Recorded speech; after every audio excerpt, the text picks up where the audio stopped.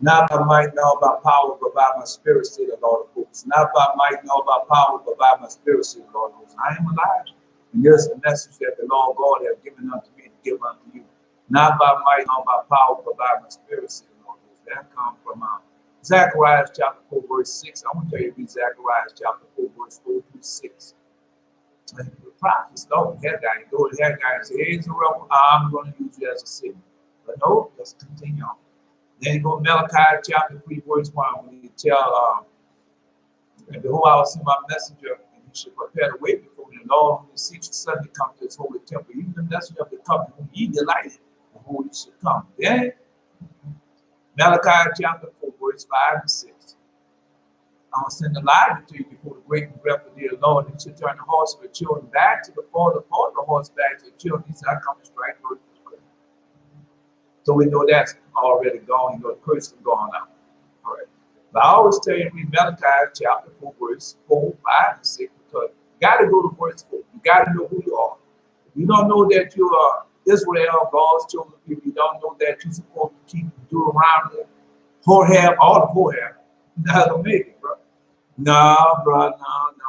God don't make it. God has a remedy for everything, but no, God can't lie. If he tell you something going to happen to you, it's going to happen. All you got to do is wait for it so it comes to pass. Well, I was out and about this morning. I had to go out there, man. I was telling you, boy. Be up there and say, boy, was the becoming of this world. Yeah. All the demons, the devils. Man, I was out there. I saw it. In my own eyes. Got so many people out there, boy, the people that just ravaged. Yeah, they have mental problems. But that's where they want to be. They don't want you to ever find out the truth. They just want to just take advantage of God's chosen people. That's what they're doing. But anyway, no, I was out there all day long. Got so many people out there pulling bags around. But don't worry, sooner or later all of them will be out there pulling bags. Because God not going to spare his people. Anything they're going to be spared, show no love. Let's get to the dream that I had last night. I had a dream last night. It was, I dream all, I tell you, I dream all the time. But, yeah, I told you, I was with a man. He was on a special mission for the military. He was in his helicopter with twin blades, a Chinook. We took off. He was the pilot. We landed, and he told me to go get change out of the store. So I go get the change. They had one cashier. The young man wanted to speak, but he was one of those that too shy. I wanted to get in line. Just one time, I just want to change for $1. So I give her the dollar and ask for change for quarter. She thinks it's a $10 bill. I tell her, no, it's just $1. So she says, oh, and she sees it. She says, oh, yes, it's after she had checked it. They looked at me because while she was checking me, another young lady comes up and I tell her that I'm on special mission for the military. She said, you are kind of old for that. I said, yeah, I'm one of those special. I said, I'm one of those on a special mission. So I get outside and see the man, give him a bag. He says, I thought I asked you for the gift. Then he shuts up. But he takes with the bag and says that's all. Now how did the people open up? No, green fly.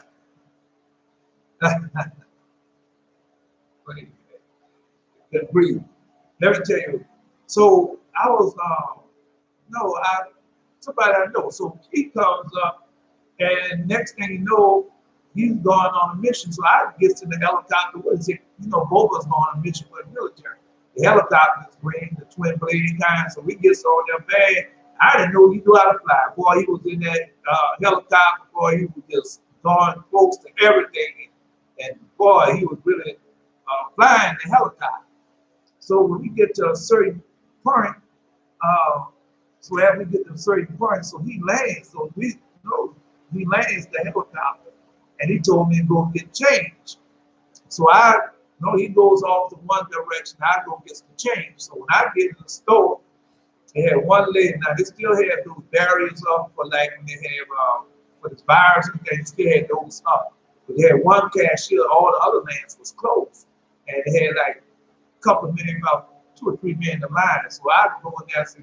So I'm looking around. So I'm waiting. So for them to get out of the line, so I can go in and bring the change. So when they get out of line, then I just she get down to one man left in the line. So I wait there, and he wants to talk to her, but I'm back there, and he's shy and everything. So he don't get to talk to her. She says something, he says something, he been down, pick up stuff, then he leaves. Then I get in line until I would like to have change. So I give her a dollar bill. So she think I give her $10 bill. So she goes, I'll give her change. I said, no, I just gave you a dollar. Then she go back and look at the cash register and say, oh yeah. About that time, another woman walks up. And so when the other woman walks up, I tell her, I'm on a special mission for the military. That's why I tell her, I'm on a special mission for the military. And she said, you kind of old for that, huh? I said, no. I said, no. It's one of those special missions, just like that. So when I get outside, the man, he waiting for me. So I have a bag. Like outside, I have a white bag. So I bring the white bag and say, but he said, I thought I told you, I asked you to get me. Then he shuts up after that. Then he takes the bag, and then he said, that's all right, you get that. But in a dream, I tell him, yeah, we're on a heroic mission for the military. It's a special heroic mission that I'm on. Yeah, it's a word type of thing. Yeah, but I understand the dream. You know. All right. So, hey, out there this morning in the world, for these people. Oh, they got some messed up people out there. Yeah, that's some messed up people. I was around the bus stop. So, when you get around the bus stop, it's a whole lot of stuff. And then you got some people out there faking. Yeah, I had a guy I was praying for. And he just, nothing happened. So that's how I know it was faking. He was faking.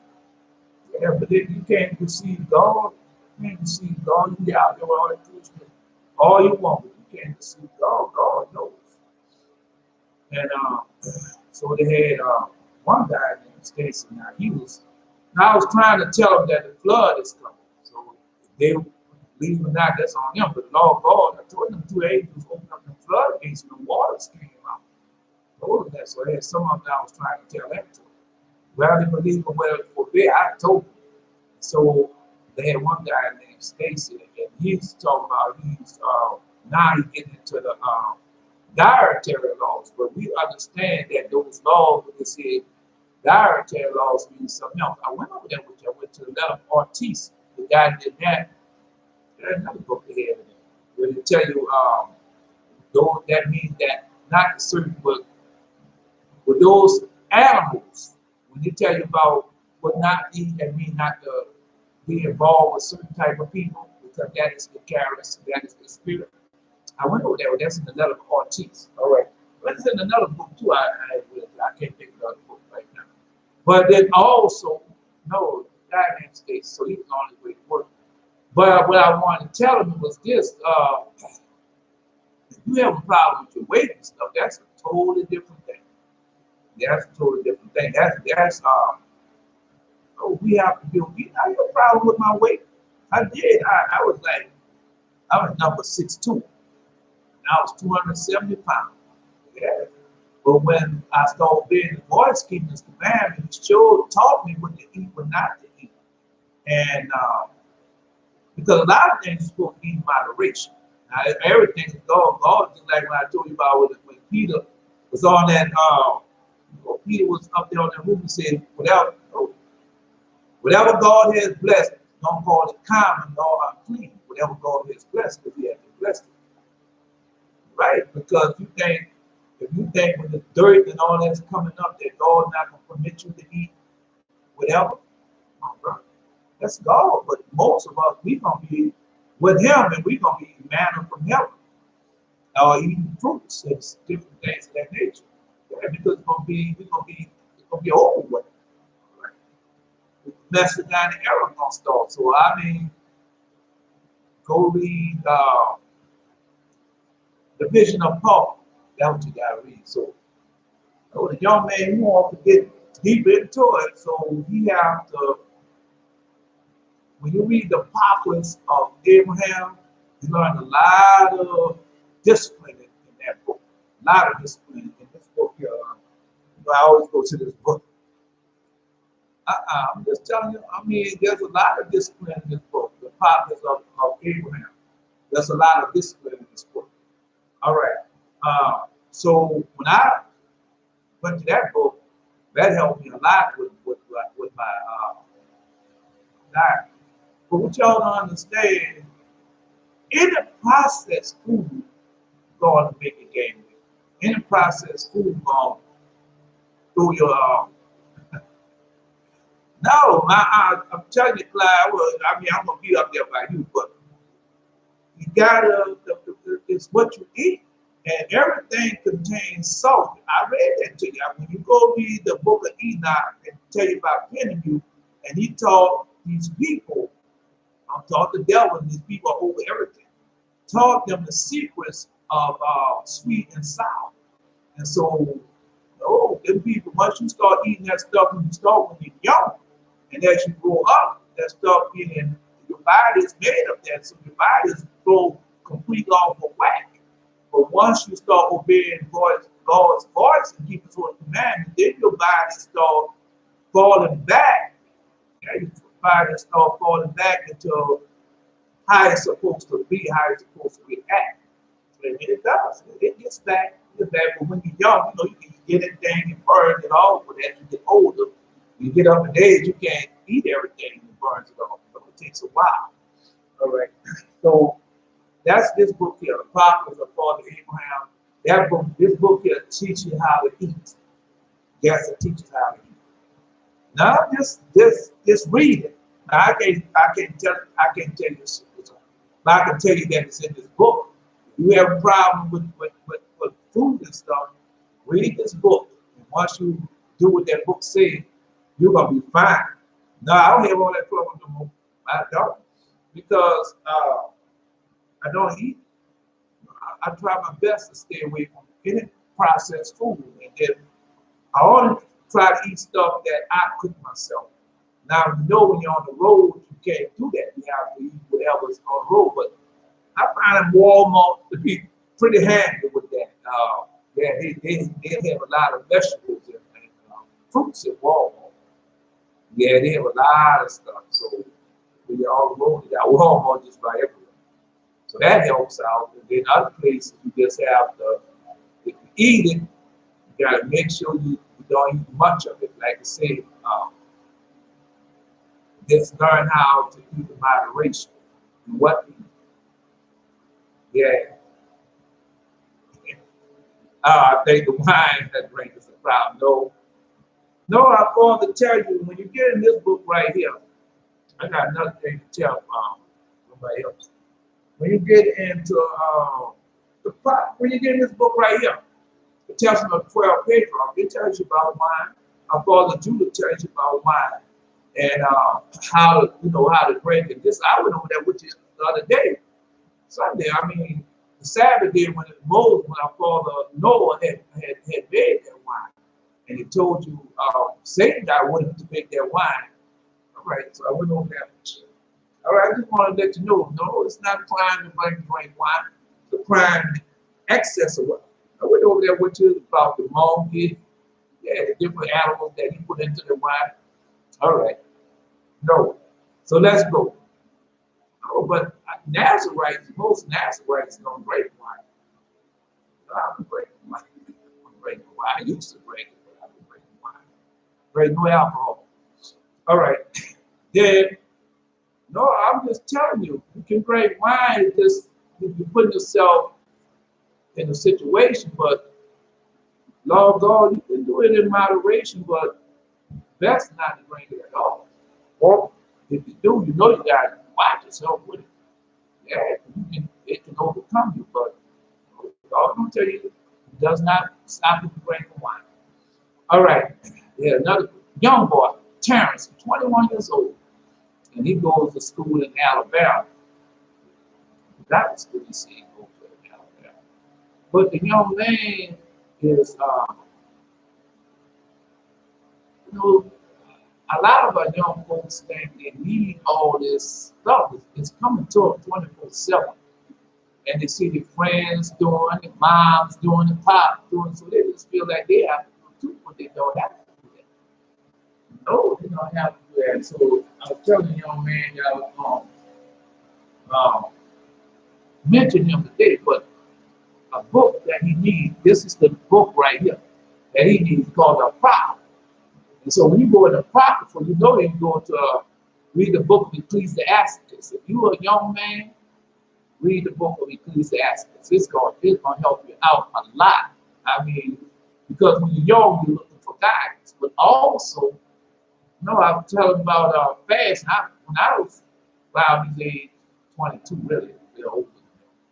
Yeah, I fasted on 3 days and 3 nights. And on the third night, I ate. And boy, I tell you, the Lord God came and spoken to me in audible voice. Yeah, man, my whole life changed. It has been the same since that day. You know, that happened in 1978, like April, March or May 1978. No, I can't say March or May. I say March or April 1978. And I have never been the same since. So if you can do it 3 days fast, that's a good thing to do it 3 days fast if you can do it. If you can't do it, don't worry about it. I mean, we can do other things. We got other type of fast out there. We got other type of fast. So that his name is Terrence. But we need to you gotta know what to read. A lot of people just out there, they don't know what to read. They don't. You're welcome, Clyde. But Clyde, I will be seeing you pretty soon, I think. You got to know what to read. If you don't know what to read, it's like me. I went a whole lot of many years I went because I was in Christianity. I wasn't in serving my worship, my bread. I was worshiping it. Wood and stone, silver and gold, everything of this world. And I was worshiping the Most High. And that's, I'm just telling you what happened. And so you lose out on so much, man.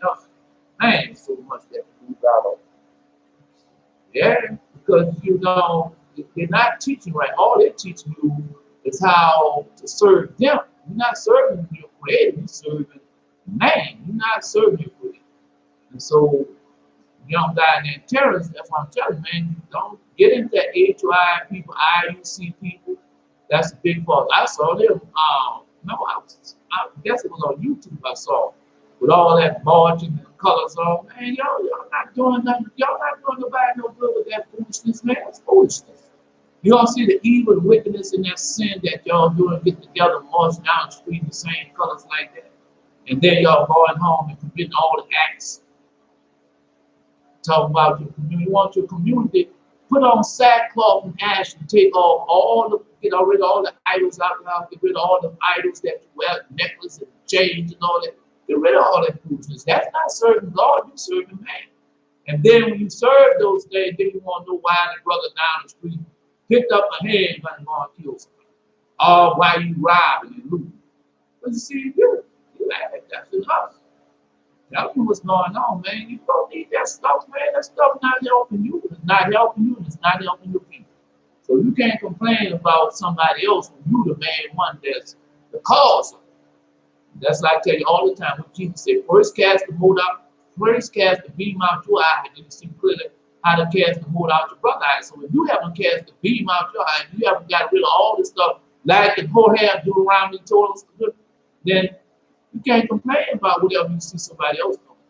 Can't do it, bro. Doesn't work like that. All right, just telling you. Anyway, let's go on with the lesson. No, I ain't see all that news and all that this morning. I know that man, I didn't want to see it anyway, because I know that man's supposed to go off planet. They go off planet, they're messing up with the atmosphere. Yeah, they're actually messing with the ozone layers and everything else. Yes, they are. They're messing up all of that. And God can make them pay for that. I'm telling you. No, because y'all looking at the wrong thing. You're not looking at the evil and the wickedness that goes along with that. The billions of dollars, they're going up there. But when I see a woman, they're going up there out of a planet, but they had one of Israel woman pulling bags behind. All right, there's nothing wrong with Israel people catching the bus, but if she out there pulling bags behind, then you got another young man with all that red hair smoking cigarettes. I'm just telling you. Then you got the men walking down the street, faking like they got mental issues. Then you got some with really mental issues walking. And then y'all don't see nothing wrong with that. I'm just telling you. Just telling you. Yeah, you got a lot of like I told you yesterday, one killed that baby, man. That's a hurting day. But I can understand, yeah, because a lot of them falling for that American dream stuff. No such thing as the American dream, bro. No, ain't no such thing as American dream. No, that's foolishness, man. Especially for Israel. I don't go there, we going there. Then I heard another man, he was talking about, he was trying to tell the truth. He said, man, that's Zionism over there with the people there. He talking about how his dad was telling about a real Jew man. All right, you know, he got Jewish, he got real Jews. But he was telling about, say that them Zionists went back over there in the country, said real Jews still in where he would say in Russia, in those places like that, which they are, they live in poor lives. No, they're not running behind money, silver, and gold, and things in this world. They're not. And they're living like the Most High wants to live. But them people went back over that country and everything. Those people weren't supposed to go back in that country. He called them Zionists. They weren't supposed to go back in that country, and they talk about it. Yeah, they go back and talk about they had nobody in that country. That country was a desert, but that's a lie. The Palestinians, I read that to you. The Palestinians was over there in that country. Then you had Sumerians over there also. Those people lived in that country. I mean, they are supposed to be over there either, but I'm just telling you. They go all the way back. Okay? But those people that say they're not nobody but Esau, Edomites, children. That's all that is. I told you what they're doing. People got design plan, and you're not a part of it. Israel is not true Israel, the true Jews, they're not a part of it. They hate Satan hate everybody that call on the name of the Lord. All right, then, so do you call up on the name of the Lord? Well, you know you hate it. No, man, all the reason why we are able to do what we're able to do, if it wasn't be for the Most High, we would have been killed. Man, everything that you eat is contaminated.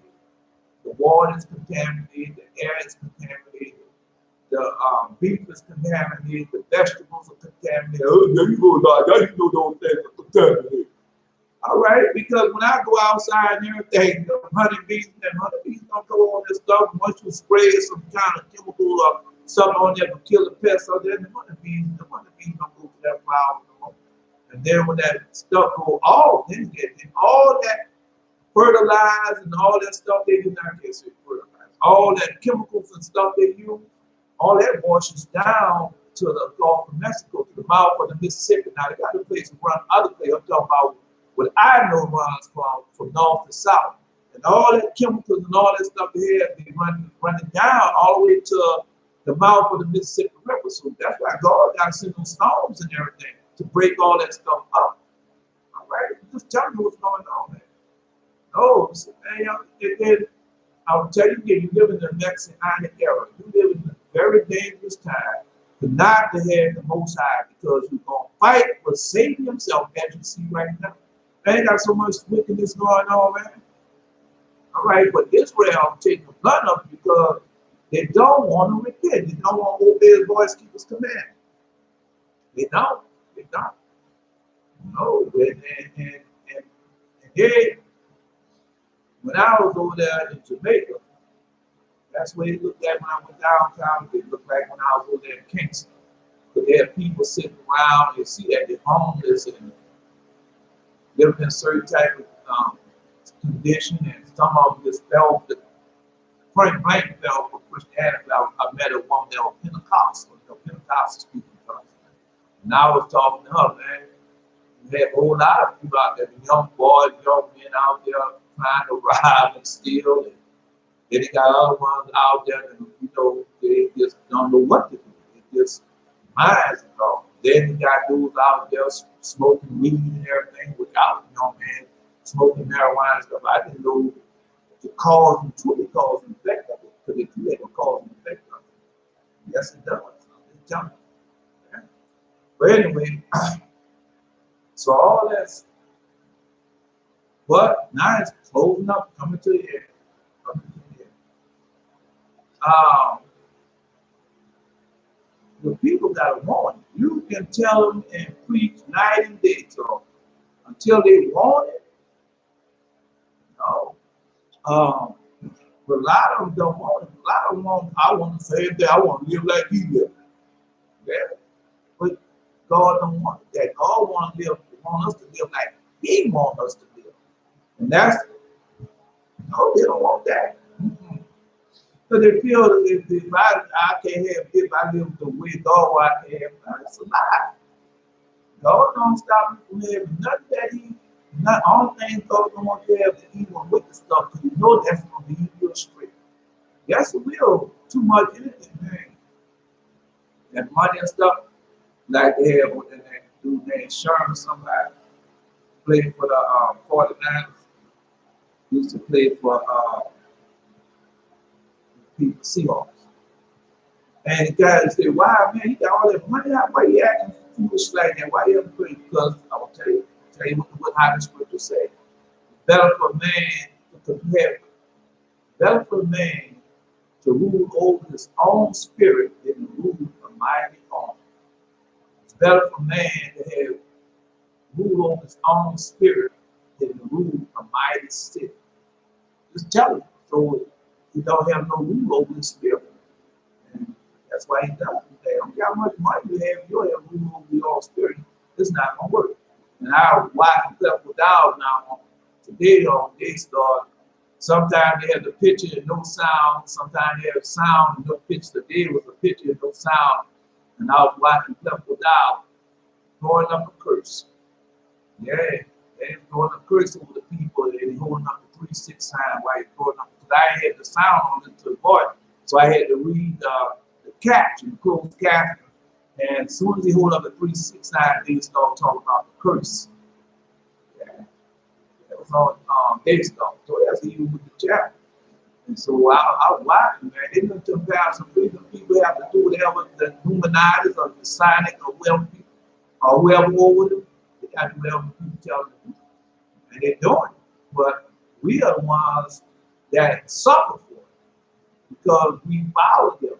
We still follow them. Oh, that's the way we've been raised up to follow these people. Still putting your trust in your Creator as He told us to do.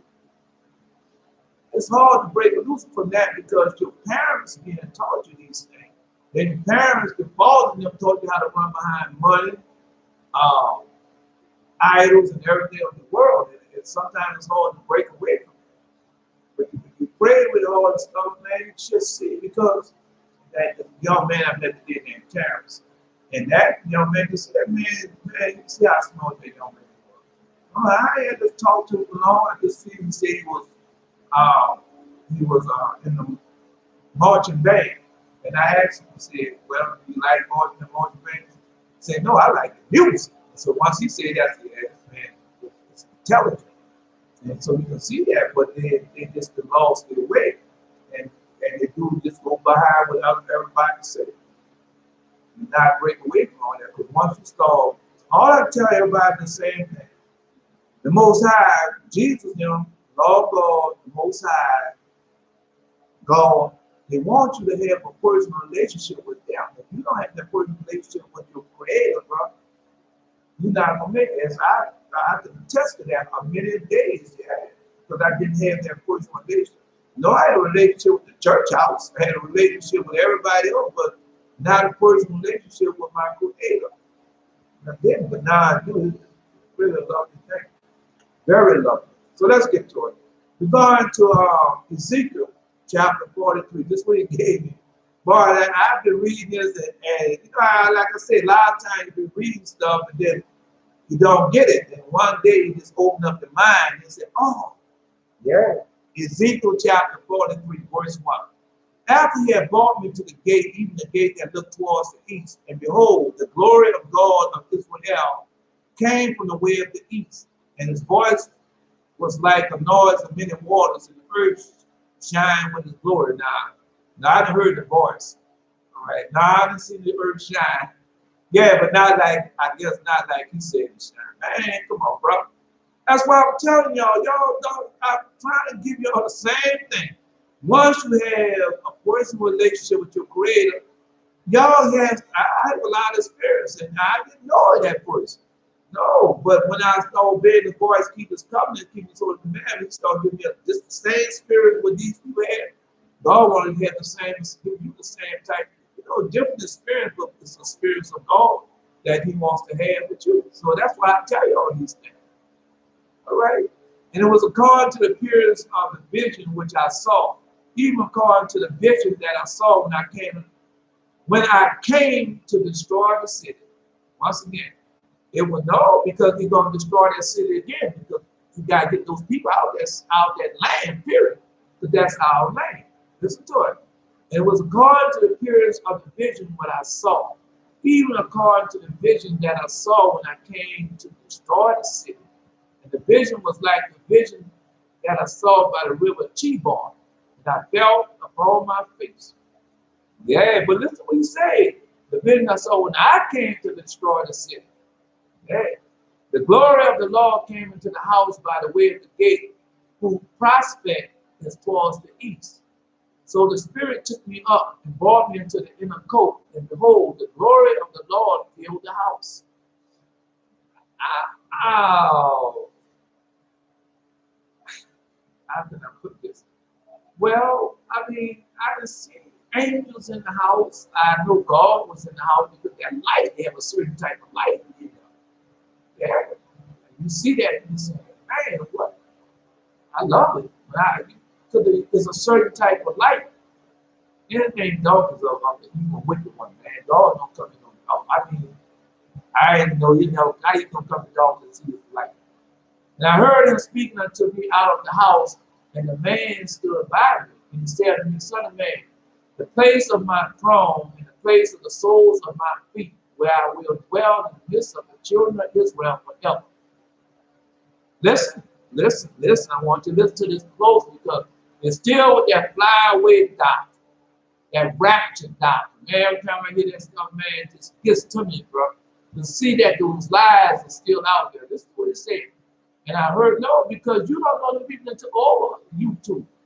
That's the head. As long as you speaking about the rapture, fly away doctrine, the people got you up there. As long as you believe in Christianity, the people got you up there. Tell you.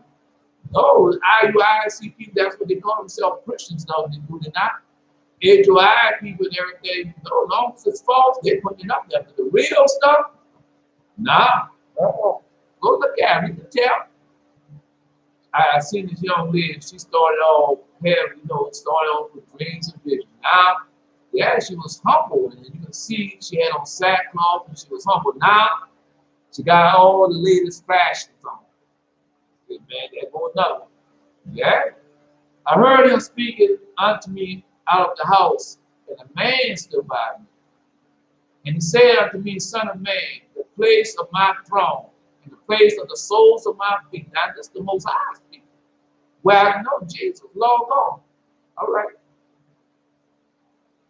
And he said unto me, Son of man, the place of my throne, and the place of the sole of my feet, where I would dwell in the midst of the children of Israel forever.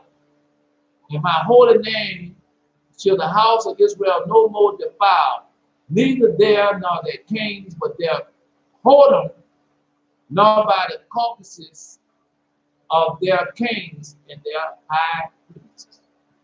All right, so he's going to destroy all that land. That's what I'm telling you. And the Lord God going to be with us. That's why you tell you, say, no, he said, well, I know, that's why I'm reading it to you. Say, the place of my throne, the place of the soles of my feet, where I dwell in the midst of the children of Israel forever. Get it? And my holy name should the house of Israel no more defile. Because they're defiled. Are they not defiling over there? Are they not defiling over here? No, the holy righteous name. Well, what are they doing? Okay? Well, they're defiling it. Man, man, people got design plan, man. Number of leaders. Yeah, they wiping all your history, all your slave history, all the history that where they done you wrong, they're trying to get rid of all of that.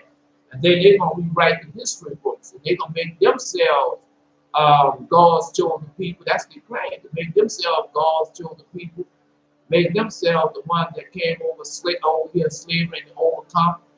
And then they're going to make you pay a reparation. That's the plan. I'm telling them what their plan is. Now, you don't have to believe me. I'm telling you what their plan is. All right? Anyway, oh, God ain't going to let it go through. I'm just telling you what their plan is. Go look away, go try to find slavery in the history books of the children right now and see how it comes out. All right. Anyway, where I dwell in the midst of the children of Israel forever, so you're going to be with us forever, and that's in our holy land. And my holy name shall the house of Israel no more defile, neither there nor their kings by their whoredom, nor by the carcases of the kings in their high places.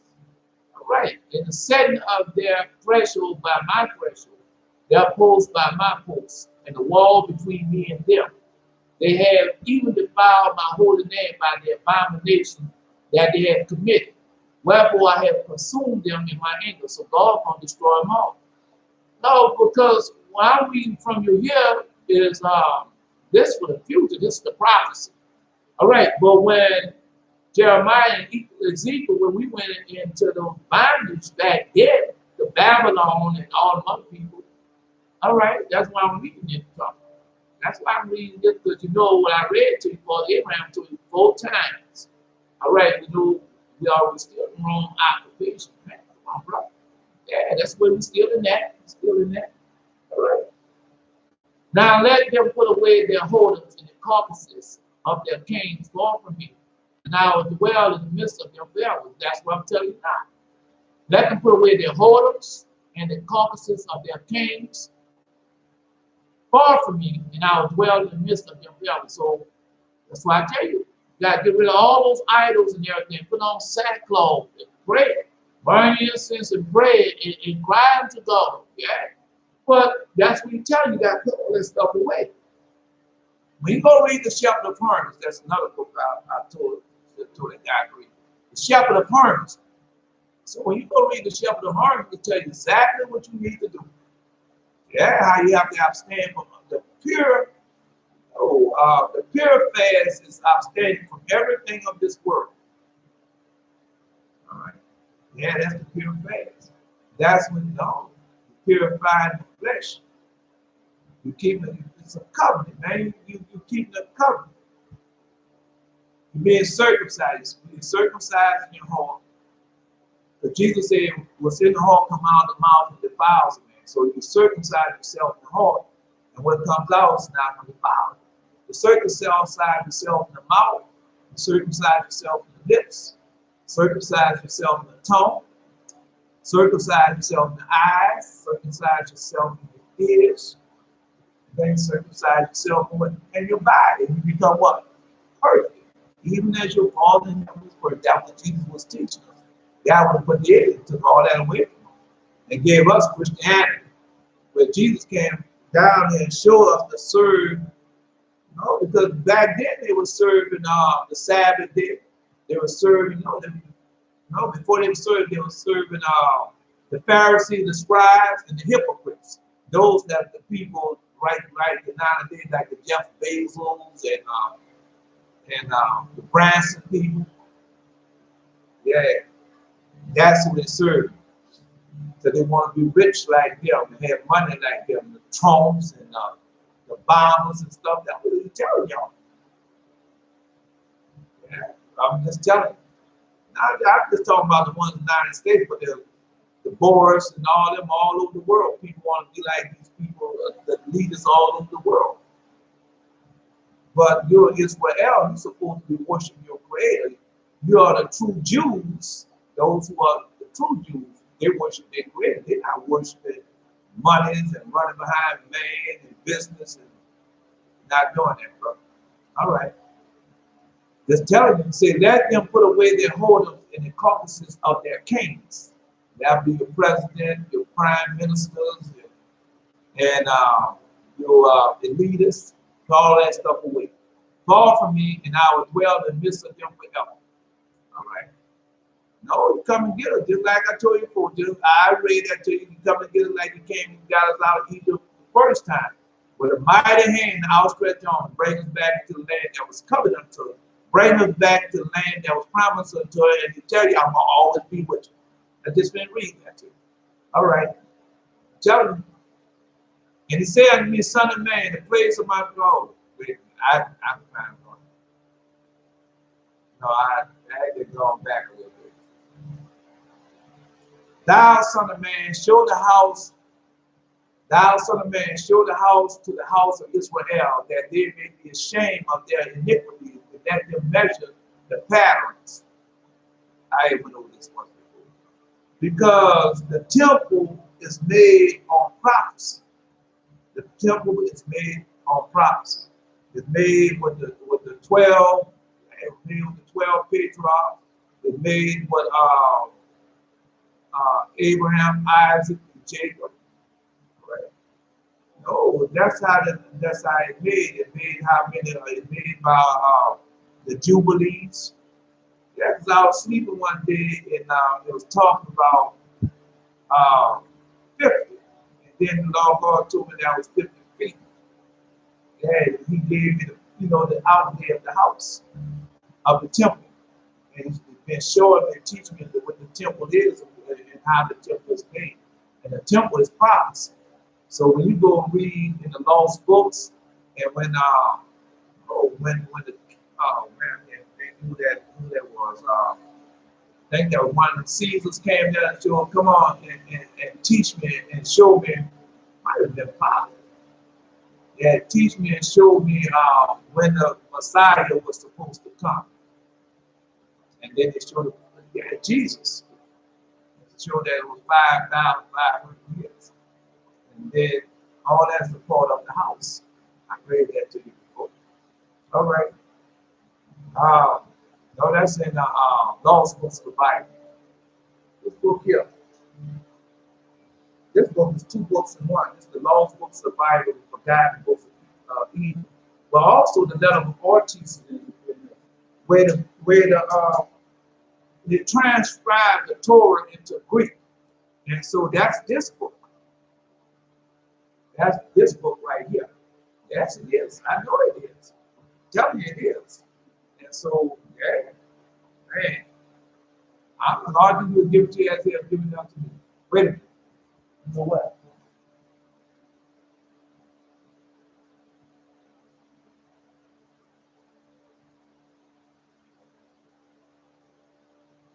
Yeah, I'm back. Yeah. I'm just trying to give it to you as much as I can while I can, so you'll know everything. And so nobody can deceive you. Because they're going to be trying to push you to, no, they'll get 2 or 3 of them together. And they're going to be trying to change your mind. The pastor's going to call one of the deacons and say, no, it says this, it says that. Yeah, they're going to be trying to take, they're going to be trying to get you to change your mind on everything the Most High can taught you.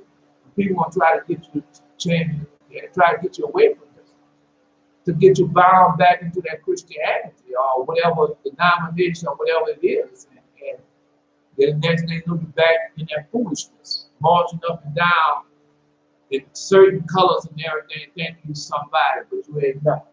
You're on your way to hell, following all the rest of the damn fools. That's tell them I call them a damn bunch of damn fools on the way to hell. No, because that's that you're coming out the church house, but you're still the same thing. Yeah. Because I tell you all the time, the Lord God, when He sent out those 12 disciples, all 12 of them went on different missions, but all of them had the power of the Most High, and all of them have a personal relationship with Jesus. All of them have, and that's what the Lord God wants you to have. We want to revive and restore all that, just like when the Holy Ghost came down the day of Pentecost. We want to do the same thing right now. All right.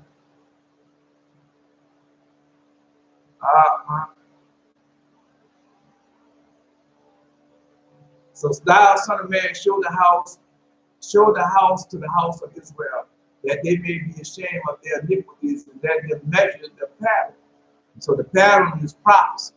And if they be ashamed of all that they have done, show them the form of the house, the fashion thereof, and the going out thereof, and the coming in thereof, and all the forms thereof, and all the ordinances thereof, and all the forms thereof, and all the laws thereof, and write it in their sight, that they may keep the whole form thereof, and all the ordinances thereof, and do them. All right. No, there's more to that. Because that's why I've been showing. So when you go, all this is a part of the house. All the prophecies, going to tell you, all the prophecies, all what our fathers and them went through, all that we went through, all that's the part of the house. Yeah, all that's the part of the house. Even this right here, not by might nor by power, but all that's a part of the house. Yeah, all that makes even you. Oh, bro. When you go to the book of Revelation and it says, John asked, well, what that space on that? And he tell them that's for the saints. Yeah. Those have been put on the white robes and stuff. It's in the book of Revelation.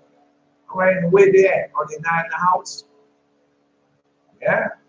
So that's what he's telling you. No, when you go read the letter, when you go read the Shepherd of Armies, and when you read the Shepherd of Armies, it tells you about the gate that sit up on the rock. Then it tells you about the mountains. It tells you about the tower and how you enter it. Okay, well, that's the same thing he's telling you right here. What is the ordinance of the house? What is the form of the house? All that. Now, we went over all that, but you might not see it that way by head. Okay? This is the law of the house. Upon the top of the mountain, the whole limit thereof round about should be most holy. Behold, this is the law of the house. Is that not? All right then. And these are the measurements of the altar after the cubits. The cubit is a cubit in the hand breadth. Even the bottom should be a cubit. The breadth of cubit, the border thereof, by the edge thereof, round about should be a span. But this should be a higher place of the altar. But that's another thing. No, because when you go read the Shepherd of Hermon, there's no round pieces. Everything is square. Everything is like a cubit and it's been set. Go read this in the Shepherd of Hermon. And the bottom upon the ground, well, they have more than one. You know, they have 2 and 3, 4 cards, but I'm just telling you about this card, and you go read it and you see it. And upon the bottom upon the ground, the lower settle should be 2 cubits, the breadth 1 cubit, and the lesser settle to the greater settle should be 4 cubits, and the breadth 1 cubit. So that altar should be 4 cubits, and from the altar upward should be 4 horns. Yeah. All that. Yeah, all of it. And the altar should be 12 cubits long, 12 broad, square in the 4 squares thereof. All that represents something. All that represents our form. Everything represents something. You know what 12 represents, 4 represents all these are people. And what they've done, what they went through, all that's the same. All that from make up the house. Everything that we went through, everything we've been through. Everything. And the settle should be 14 cubits long and 14 broad in the 4 squares. Thereof, the border about should be a half a cubit. And the bottom thereof should be a cubit about. And the stairs should look towards the east. And he said unto me, Son of man, thus say the Lord God, these are the ordinances of the altar in the day when they shall make it, to offer burnt offering thereon, to sprinkle blood thereon. And thou shalt give to the priests, the Levites, that to be the seed of Zadok, which approach unto me, the ministers unto me, say the Lord God, a young bullock for a sin offering. Now, I tell you something else. Because you understand, he chose, we're going to go over there. Yeah, I mean, we went over some of it, this, where he had told the Levites. Because when they was worshiping the golden calf, Levites never worshiped the golden calf. No, they never did. And so, you know, they was blessed, they're going to worship them. I mean, we're going to go over all that. Hopefully we go over all that, but that's what the blessing of Levites are served forever. But what did happen? The Levites them wasn't supposed to go back in that land, but they did. They went back over there in the land with those saying they're Jews, but are not. And they become corrupt. I read that to you. Right? I tell you this about every day. I tell you the same thing. And they have become corrupt. And so, Lord God, that's why when this first come up, he tell you how you got to go clean that land off. Man, come on, man. People killing people, slaughtering people, and the Palestinians over there, they can do as they please with them, Hamas. And you think God will let you stay in that land after he didn't get it? You are circumcised. In all the ways you have become circumcised. And so God will take a clean thing and put in all that filth. Nah, bro. Nah, I'm just telling you. He got a special place for us, as he said. And he telling you when he come back, what he's going to do. And thou shalt take the blood thereof and put it upon four horns of it, and upon the four corners of the sepulchre, upon the border round about. Thus shalt thou cleanse and purge it. Thou shalt take the bullock also of the sin offering, and shalt burn it in its appointed place of the house without the sanctuary. No, because he's telling you this, but we know that this is for the Levites. Yeah, they know Judah them is the kings and other different holders and all that different stuff. Everybody got their place in the house when you come back. Yeah, everybody has their place. All right, and the second day thou shalt offer a kid goat without blemish for a sin offering. Thou shalt cleanse the altar as did cleanse it with the bullock. When thou hast made an end of cleansing it, thou shalt offer a young bullock without blemish, a ram out of the flock without blemish. So this is for. And thou shalt offer to before the Lord, and the priest shall cast salt upon them, and they shall offer them up as burnt offering to the Lord. 7 days shalt thou prepare every day a goat for a sin offering. Thou shalt also prepare a young bullock and a ram out of the flock without blemish. 7 days shall they purge the altar and purify it, and they shall consecrate themselves. And when these days are expired, it shall be that upon the 8th day, so far the priest shall make your burnt offering upon the altar, your peace offering, then I will be accepted, say the Lord God. Because we already gone on. We in like you said, 7 days, that's where we at.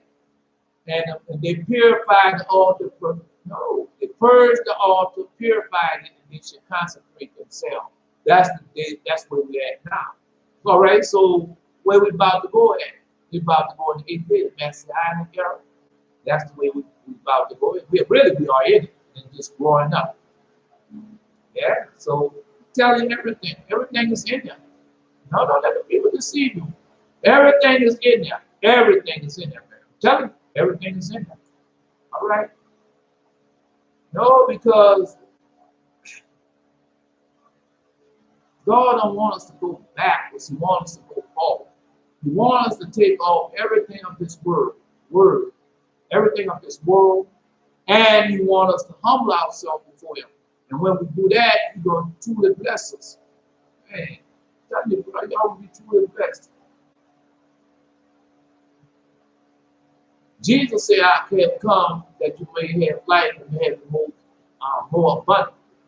So when you truly find that out, as I had, yeah, and right now you're not living, you in emotions.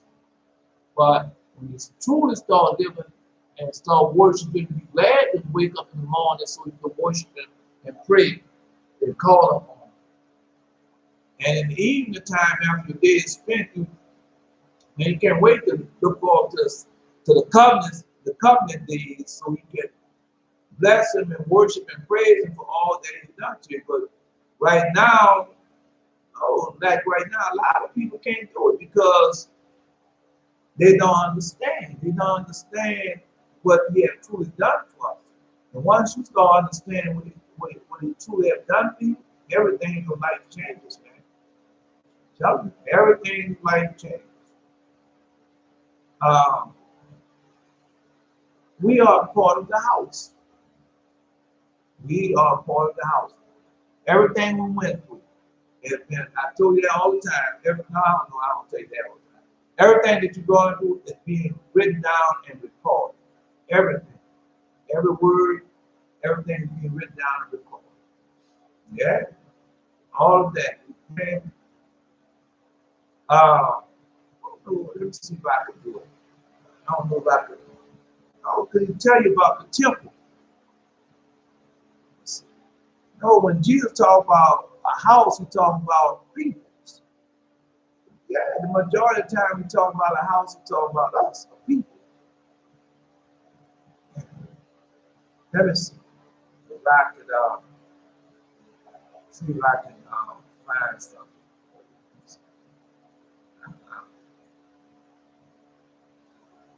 I'll see if I can find it. The book of Revelation, that's what I'm going at. No, book of Revelation. All right. No, because I wanted to show you all that. And it said, he that overcome will I make a pillar in the temple of my God. And he shall go out no more out. And I'll write upon him the name of my God, the name of the city of my God, which is New Jerusalem, which cometh down out of heaven from my God, and I will write upon him my new name. All right. So here, he that hear what the Spirit say unto the churches. That's cool. So we know he's not talking about the church. You know, so God will read the shepherd of Mars. That's what I tell you. So you find out. All right. Therefore are they before the throne of God to serve him day and night in his temple. He that sitteth on the throne shall dwell among them. And we just went over that, right? Oh, we've got more to it than just that. Let's see.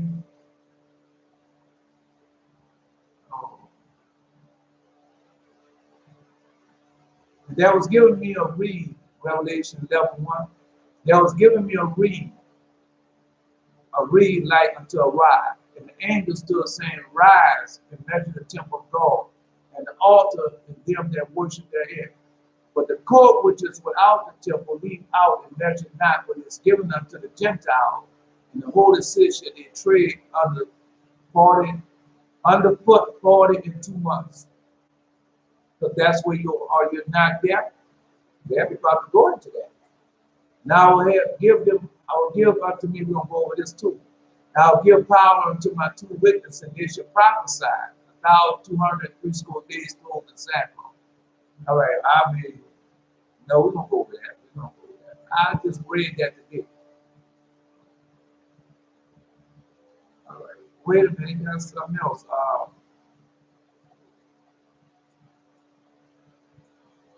No, that's all the stuff. Let me see. Because he tell you who we are. Yes, he does. He tell you who we are. Book of Revelation, man. Let's see.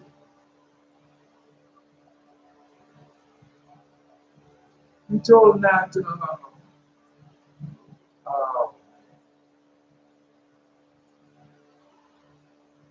I didn't know they had that. About the saints.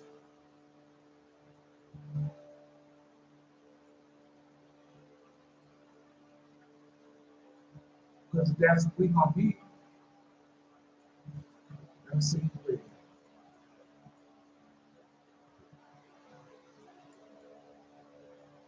going to be in the beloved city. I'm trying. Let me see. No, I thought I can go right to it and he told them about, and tell them about the place that he had made prepared for us. He told them, said, no, that's prepared for the saints. No, that was the Gentiles, but we talking about the saints. He told them that. Because I can read this to you, but that's not the same. I'm trying to find specific. And they went about the breadth of the earth and compares the camp of the saints about in the beloved city. Fire came down. So I want to read something else to you. Because we know that the saints gonna be there. And we know where the saints at. See, that's during the battle of Gog and Magog. I don't went over all that. No, let's go ahead on. Let's just get to the lesson. And Lord God, bring it to me. I'll give it to you. Back to Father Abraham. Now we go into the city of sin. The inhabitants of Sodom and Gomorrah and the three other cities of the plain were sinful and godless. Are they not that right now today? Yes, they are. Yeah, in their country there was extensive vow, wherefore they foregathered annually with their wives and their children, all belonging to them, to celebrate a feast lasting several days and consisting of the most revolting orgies. But no, you can't say that, because right now they're showing you can go on television. I'm saying television, but you know places you can go on YouTube, Facebook. People mail me that stuff all the time. Cut my channel and yeah. Boy, I used to watch all that stuff. You be young without guidance. Nobody telling you, man, don't that. You separate yourself from the love of God when you watch and do it. No, they didn't do that. They was in that church house because they was ashamed to tell you that they themselves once was living in that type of sin. Yeah, and so that's why the Lord God tell you confess your sins and forsake them. And that's what I do, because hopefully it's not one of your children while they're growing up, because I knew the hormones, carcases and all that. But if they have the knowledge, wisdom, understanding, to know truly what that is, yeah, know it truly what that is, then they'd be all right. Oh, when we was in our land, go read it. Go read how we used to do it. Yeah, because when we was in our land, we become betrothed to somebody at a young age. Yes, they did. Man, come on, brother. Go read it, man. Mary was like, what, 14 or 16 years old, something like that, when she was betrothed to the father, Joseph. Yeah. And all when they come up to that age, they was betrothed to somebody, man. Because that's the time you'll be going into the time when you be picking your mates and things when you're that young. When you come over here to America, and then teach you something about America or Babylon, all through the world now. Always teaching y'all, I don't want to marry him and all that. No, it didn't used to be like that. All right. If a strange merchant passed through that territory, he was besieged by them, all big and tall alike. All right, giving us, well, no, because I want to show you that Jesus told you that it should be like the time of Sodom and Gomorrah. It's not according to I'm proof that to you. If a strange merchant passed through their territory, was besieged by them, big and tall alike, and derived him of whatever possession. So right now you go on television, and they have the commercials all the time. They don't care who you are. Call you on the telephone with the robocall, and they say, well, that's the same thing. Okay? But the whole world has become like this. Okay? Each one appropriate, bagatelle, begatter, also begattel, begattelli, until the traveler was stripped bare. Each one comes to get a little bit. If the victim if the victim ventured to to remonstrate with one of another, he would show him that he had taken a mere trifle, not worth taking about. And the end was that they hounded him from the city. It took a little bit, just like you do now. God, no, the best way I can describe it to you is what you're paying your car. All right, so when you go purchase a car, you pay a certain amount of money for a car. All right, so after you purchase a certain amount of car, you buy a ticket, a piece. The lender take his little piece. The car, first person selling the car, you take his piece. Then the lender take his piece, and then you take the right. You got to pay the insurance. And the insurance might be just as high as the cost sometimes. And that's what they do. Yeah, people, they're doing the same thing. Just look at it. Everybody take their piece. Yeah. And they say, well, you only pay a little bit for this, a little bit for that. But it adds up. They know what they're doing. No, because you don't think that everything you're doing is modeled by Solomon and Gomorrah. Everything you're doing is modeled by Solomon and Gomorrah. Tell you. Man, come on, bro. You don't see that? All right. Yeah. Once upon a time, it happened that a man journeying from Elam arrived in Sodom towards the east. No one could be found to grant him shelter for the night. Finally, a sly fox named Hedon invited him cordially to follow him to his house. See? Yeah, telling you. Oh, how could you guilty as he has done? And that's what Jesus called him, a sly fox. All right, we know that about the fox. Yeah. The Sodomite had been attracted by a rarely magnificent carpet strapped to the stranger's ass by the means of a rope. So that always goes to thou shalt not covet. Because Sodom and Gomorrah was before the Ten Commandments. All right, so when the law came down to us, we had all this, but our father and them, all the Abraham, and everybody came unto him was always, oh, they wouldn't come to nobody else good, but now what are they doing? All right. He meant to secure it for himself. The friendly persuasion of Hadar induced the stranger to remain him for 2 days, though he had expected to stay only overnight. When the time came for him to continue on his journey, he asked the host for his coffin and rope. Hadar said, thou hast dreamed a dream. This is interpretation of the dream.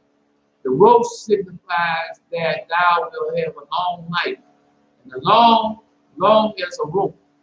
And the varied colored carpet indicates that thou wilt own an orchard wherewith thou wilt plant all sorts of fruit trees. The stranger insisted that the carpet was a reality, not a dream fantasy, and he continued to demand his return. Not only did Hadar deny having taken away from his guests, he even insisted upon paying for having interpreted his dreams to him. Yeah, but you don't get it yet?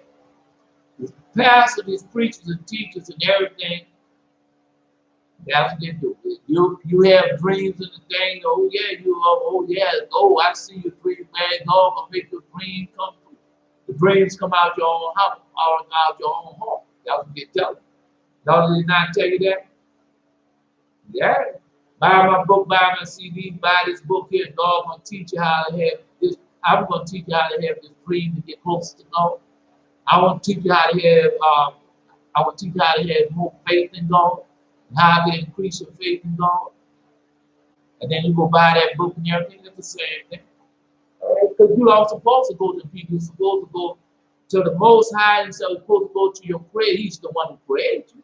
He's the one who created everything in this life. He created it. And why shouldn't you go straight to the Creator? Come on, bro. Man, come on, man.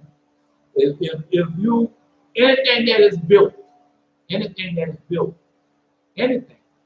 who you want to go to? You want to go to, they tell you, go back to the manufacturer who made it.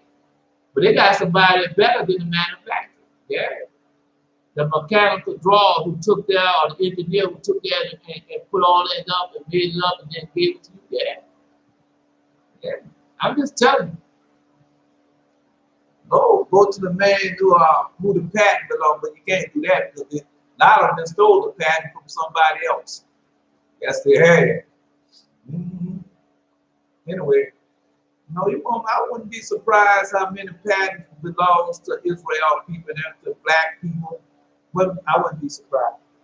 No, because that's a lot of times we did those things to make our lives a little easier. But they took it and made billions off, still making billions off. Yeah. But I'm saying billions, but trillions and trillions of dollars off right now today. Yeah. Anyway, let's continue on.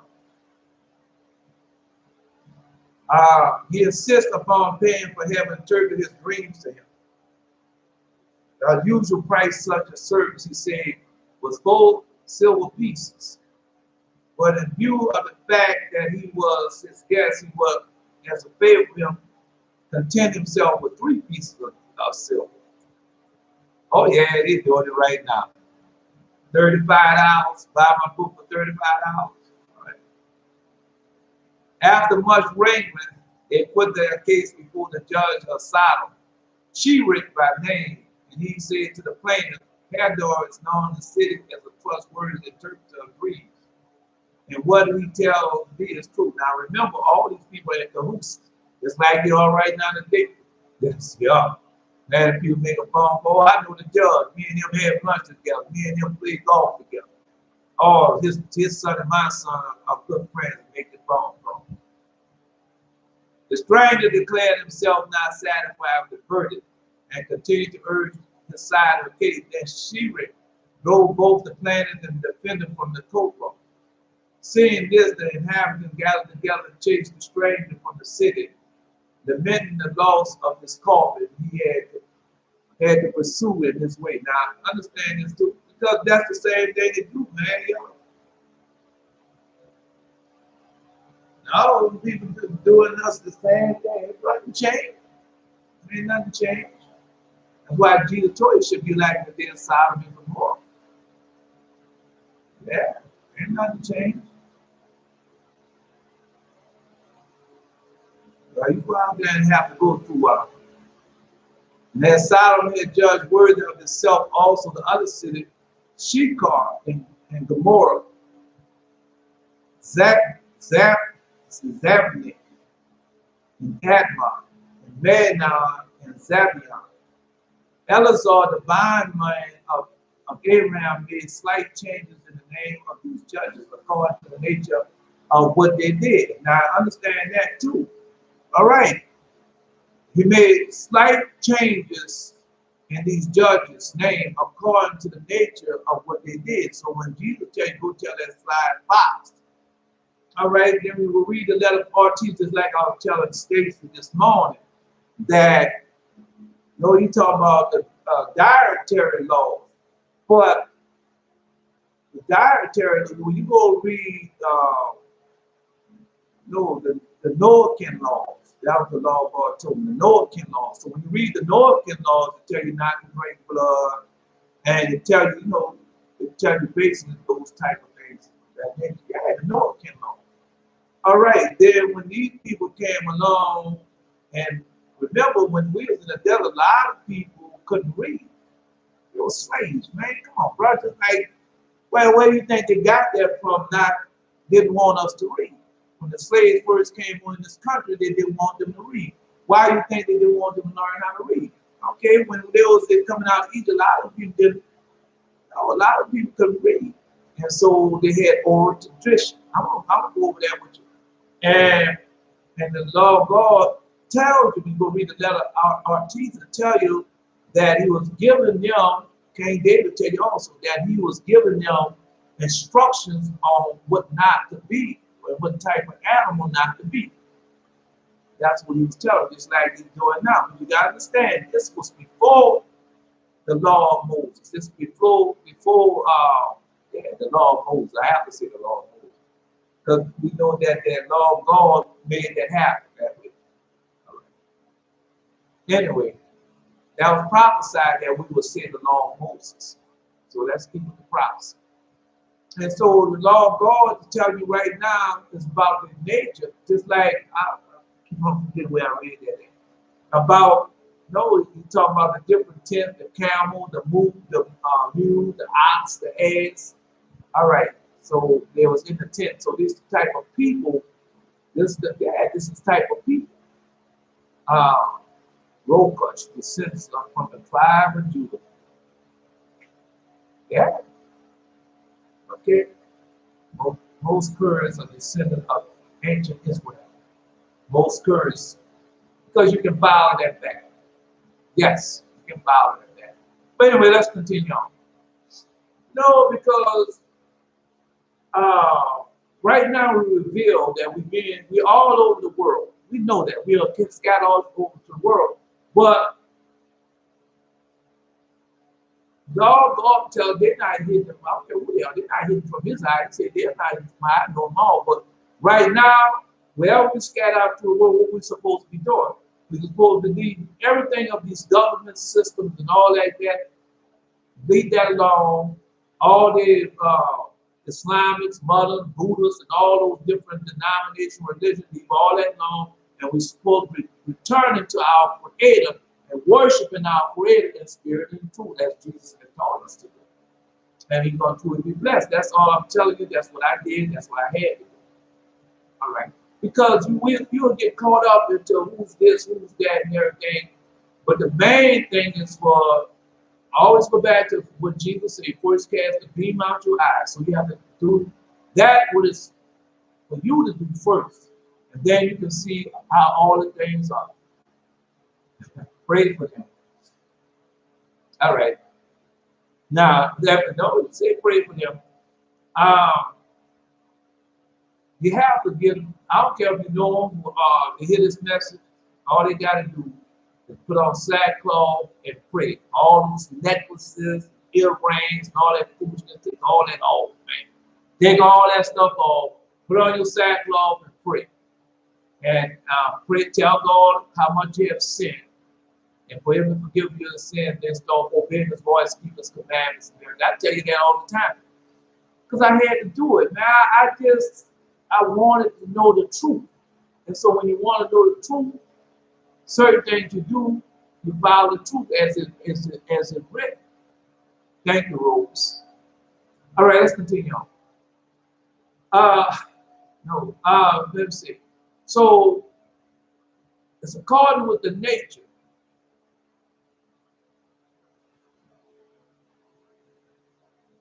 It's according with your nature. So that's what Jesus said. I'm going to talk to you, Rose. I mean, as we go in the lesson, God going to address that exactly what you're saying all the time. He's not going to let you out. No, God sent you this challenge. You come to this challenge on a certain day, God sent you here and you want to hear a message. So just wait there. Tell you. Let's go.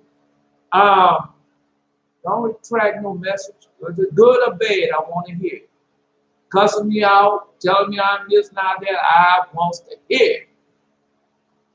Yes, I do. Because you need to know. You need to know, and in accordance with the name of what they did. The first he called Shikara, liar. The second, Shikarora, off deceiver. And the third, Kasaban, falsified. And the fourth, Naziadim, preventer of judgment. That's Eleazar. Because you got to remember, Eleazar is a Jew. Right? Okay, I'll just let you know who Eleazar is. All right. Because remember, Isaac, I don't think Isaac been born yet. Okay. No, I don't think Isaac been born yet. Anyway, let's continue on. So he called them according to their nature. I heard a guy this morning, Stacy, and Stacy said he saw a blue dragon and a red dragon. A blue dragon and a red dragon fighting. Yeah. So who they fighting? Is that the United States and Russia or United States and China? Okay. I'm just saying because when Donald Trump was in office, I saw two bears, and so the two bears. Remember they had Trump called Trump a bear, the Trumpy bear, and he was fighting against who? Fighting no, it was in cahoots together with Russia. Now you don't see that Trump was in cahoots with Russia. Anyway, when a stranger arrived, three men seized him by the head, and three by his feet, and they forced him. At the suggestion of these the judges now, the city set up beds in their commons. When a stranger arrived, three men seized him by his feet, and thereby three by his feet, and they forced him upon one of the beds. And he was too short to fit into in the sack. His 6 attendants pulled and wrenched his limbs until they filled it out. And if he was too long for it, they tried to jam him with all their combined strength until the victim was on the verge of death. Hit outcries.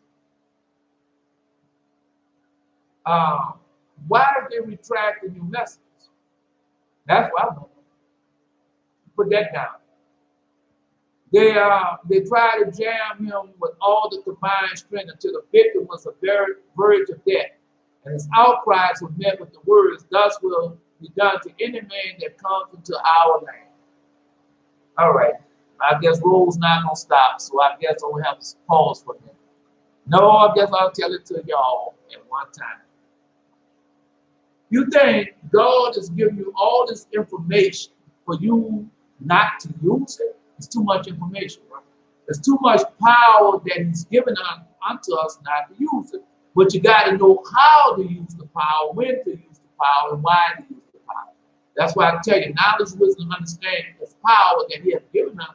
When those disciples went out and they did certain things, they had power from up on high, as Jesus told them. Demons and devils couldn't do nothing. But when it came time when their ministry was over with, then the Lord God said, "Well, it's time for you to come." And then they laid down their life. Yeah, they laid down their life, and then they would be able to ever saw them in hand, cut their head off, hold them upside down. All right. But before then, they had power from up on high. Now, God is not sending us back to observe all His laws and sending us back to the beginning, not to have power from up on high. So when you, why do you keep track of what we got? So when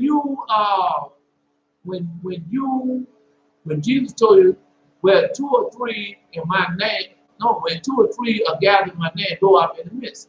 So these men can do all the walking that they want and put all that stuff on and walls and put all those names on. But what type of power do they have? They don't have no power.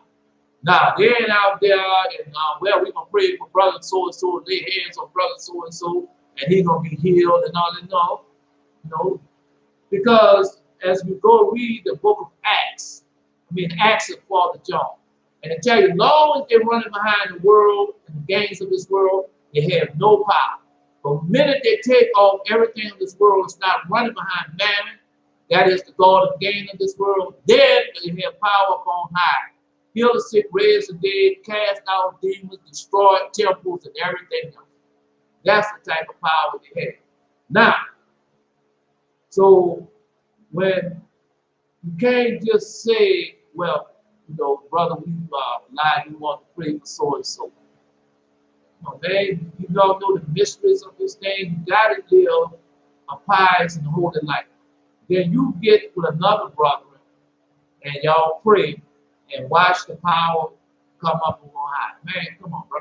3 of y'all together get to pray that you know a pious, no, God will answer those prayers. Long as it's not no foolishness.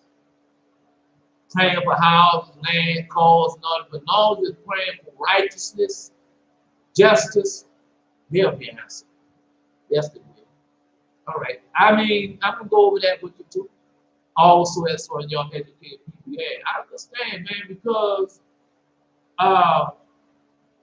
people are searching for answers. They don't want pastor and preacher been giving this foolishness all these many years. Say, "Oh, God, my help me, don't worry, brother God."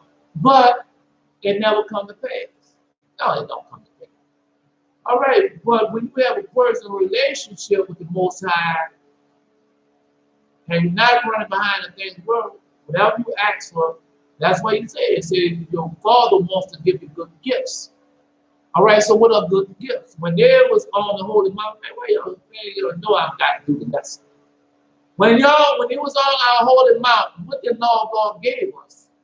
Okay, I went over there with you. All right, so when Jesus came, Jesus said, I'm coming here, I'm going to restore all that back unto you after 5,500 years, which you had paid. So now you have the power back given unto you, but you have to become what? With stipulations. So when you take off everything of this world, you receive the power from on high. You receive the Holy Ghost. You receive the Holy Ghost, the gift of speaking in the Spirit. Man, so much that He has been given unto me. All right, anyway. After a while, travelers avoid the city, but some poor devil was betrayed occasionally into the entrance there. They will give him gold and silver, but they never any bread. See? They will give him gold and silver, but never any bread, so that it was bound to die of starvation. All right, then that's what happened right now. Once he was dead, the resident of the city came and took back the marked gold and silver which they had given him. And they were poor about the distribution of his clothes, for they were burying him naked. And that's even wicked. Yeah. But I'm telling you, they're doing the same thing right now today, man. Man, this land is like Jesus tell you, it's bountiful, it's full with everything. But what? The things that they need. They're full with everything but that of the Most High. They don't keep the 10 Commandments. They don't keep the Holy Covenant. They don't keep the feast days. All right, then. So that's the same thing. That's why Jesus told you that. No, they got silver and gold and everything. Then why you all them people out there starving? Why you got a man going up in $1 billion, so billions of dollar rocket, but yet and still I'm looking at a young woman, all she needs a few dollars, a place to stay, and she could have made it to the next day. Oh, in the bed. Come on, bro. And y'all don't see no evil wickedness in that. Once Eleazar, the bondman of Abraham, went to Sodom, the bidding of Sarah, to inquire after the welfare of Lot. He happened to enter the city at the moment when the people were robbing a stranger of his garments. Eleazar espoused the cause of the poor wretch, and the Sodomites turned against him. One threw a stone at his head and caused considerable loss of blood. Instantly, the assailant, seeing the blood gushed forth, demanded a payment for having performed the operation of covering. Now, no, because y'all don't understand that either. I mean, some of y'all do it. Because that's the same thing do. They pay these police officers and everything. Police officers come and do anything that they want to do. Then they bring charges against you when there's the one that did all the damage unto you. And they bring charges up against you. Don't see that? All right. All right. No, just like when they killed that man George Floyd, they're going to talk about his drugs and everything else after they killed the man. So they do that all the time. They start, that's what we do. Yeah. So I'm just telling you, man, that young boy, while I was in Florida, God tore down that whole building. He took that young boy, and the young boy was up there, came there, and the police officers tased that young boy. The young boy hit his head on the concrete. Man, I feel sorry for that young boy. Right, then after he did all that to the young boy, then he gonna trump up charges, say the young boy was doing it, the young boy was doing that, and the young boy wasn't doing nothing. See? All right, so Jesus telling you how it's gonna be, and that's the time now. So you know this judgment have already started against these people. All right. Anyway, no, I don't like people to let people speak their mind, man. They're just frustrated and they don't know what to do. And so when I tell them, say, man, it's something simple to do. Just take take off all that foolishness, the makeup, the lipstick, the earrings, the jewelry, put on sackcloth and ashes and pray for your people. Humble yourself and tell the Most High that you have sinned, and then go on from there. He's going to teach you and show you what to do. Done it for me. Right? That's why you tell them, send you back to dead at your camp. Learn how to pray for your people. All right. No. I'll see if you still there. Rose. See if you still there. I'm going to type this in.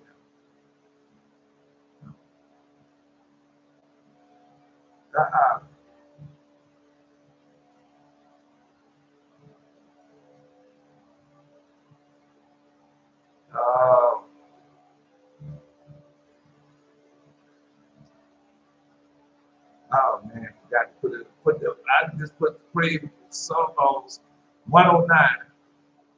Wow. Yeah, I hope she get it. All right. Because God gave you all these things. And get with somebody else and y'all pray that prayer, keep praying that prayer. No, because time is up. Anyway, let's continue on. So they robbed the man. All right. No, wait a minute. Where we at? Eleazar refused to pay the man for the infliction of the wound upon him. He was held before the judge Shikara. The decision went against him, for the law of the land gave the sailor the right that the man paid. All right, okay. No, when that man killed when that man killed the innocent boy, they killed a lot of innocent people. The young boy in George Zimmerman killed that young boy. All right. Trayvon Martin, that's his name. And he killed that young boy. All right, so what happened? All right.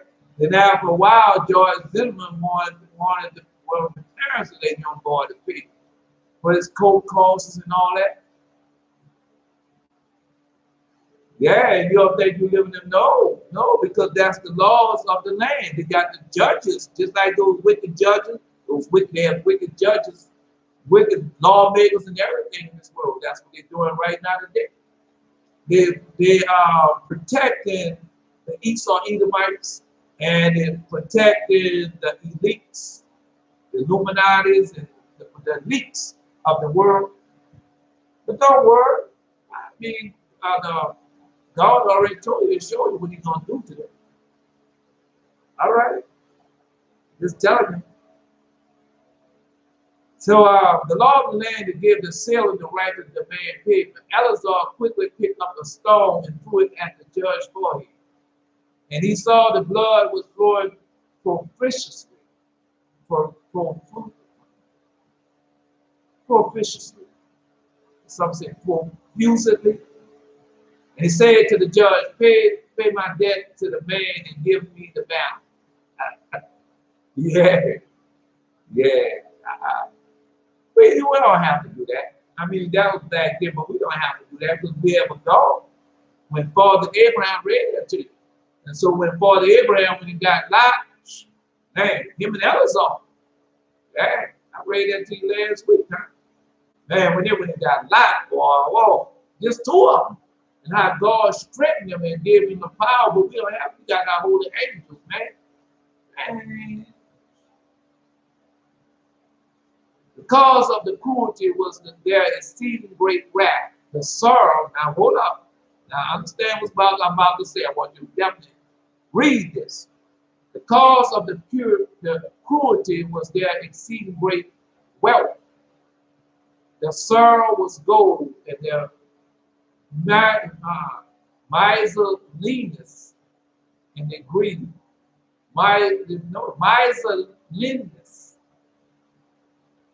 Miserliness and their greed of more and more gold. And they wanted to forbid strangers from any part of their riches. When you go read the book of Ecclesiastes, another book says, no, they're not going to be satisfied with gold. They're not. Just like when Jesus told that the other day, that his pastors and priests and teachers ain't nothing but greedy dogs, and they're never satisfied. They keep on begging and begging and begging. That's what Jesus said. All right. The Lord God said they are greedy dogs and they're never going to be satisfied. Each man look for his corn. Is that not so? All right. Now, that's what I'm telling you now, how rich this country is. And so it's still, not just this country, a lot of other countries too, but they still have people out there starving. All they got to live up in their houses, their palaces, their mansions, and everything. You think they worry about them people down there? The sorrow was gold. And the sorrow was gold. That's the sorrow. The dust on the ground was gold. And their miserliness, and their greed for more and more gold, they wanted to forbid the stranger from enjoying all of their riches. Accordingly, they flooded the highways with a stream of water, so that the roads of the city were obliterated. Yeah, obliterated. And none could find the way there. No, they didn't want nobody to come to the city, so they just got rid of roads. Yeah, obliterated the roads and everything. Man, you know that's. And none could find the way there. They were as heartless towards beasts as towards men. Man. Yeah, man, that's why I tell you now, you have the money, man. I'm telling you, brother, money just, if you have that type of money, it just does something to you. Take it for some from the spirits. Yeah, it look like you lose your, just like you lose it, man. Especially when you be in that Christianity, because they want you to be pumped and proud of it. They can run behind you and everything. You got new suits on there every time they see you, and smelling a certain way, looking a certain way, and they praise you and pump you up. That's what they do. Yeah. But that's not of God, man. That's what they do. And when you see those pastors and preachers come down and they got their money and they live a certain lifestyle and people pumping them up, don't worry. All right. Just letting you know. They begrudged the birds what they ate. They begrudged the birds which they ate, and therefore extirpated them. No, extirpated them.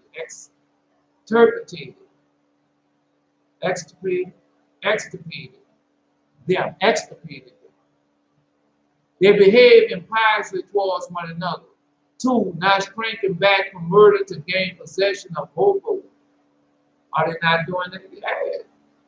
So when I know, they tell you that when you look at them people when they went into when those black people had owned and stuff, they tell you all that uprising and all those majority of those riots raised because the black people had owned land and everything.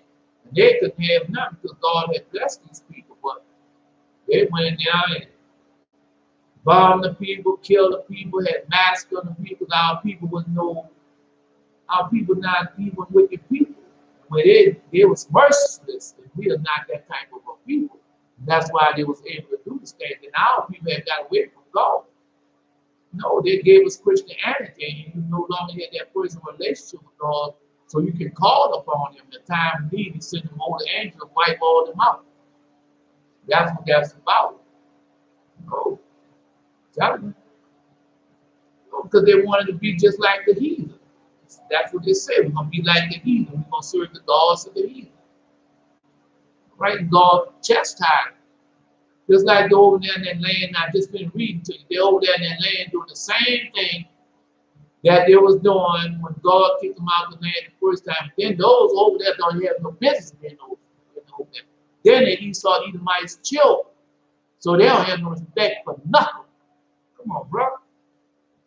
When our father Jacob, on the day of the lentil soup, all right, Father Abraham had to die 5 days early, because when he died, Esau broke 5 of the laws of the Noachian laws. Esau broke 5 of them on one day. Come on, bro. Broke 5 of the laws of God on one day, man. Come on, bro. I read that to you, man.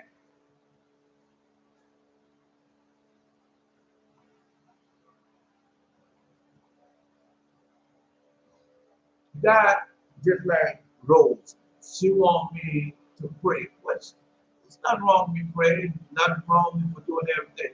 But she could do it herself. Our women had just as much power. How they told you about the prophetic, how Sarah was, and then Rebecca was, and Zipporah, and oh God, them people had, the women had power. When you go read this book here, Apocrypha, all right, then you go into Maccabees, and when they came against Father Onias, high priest Onias, and wanted to hurt him, and then the women started saying, "What y'all gonna do? What gonna do? What y'all?"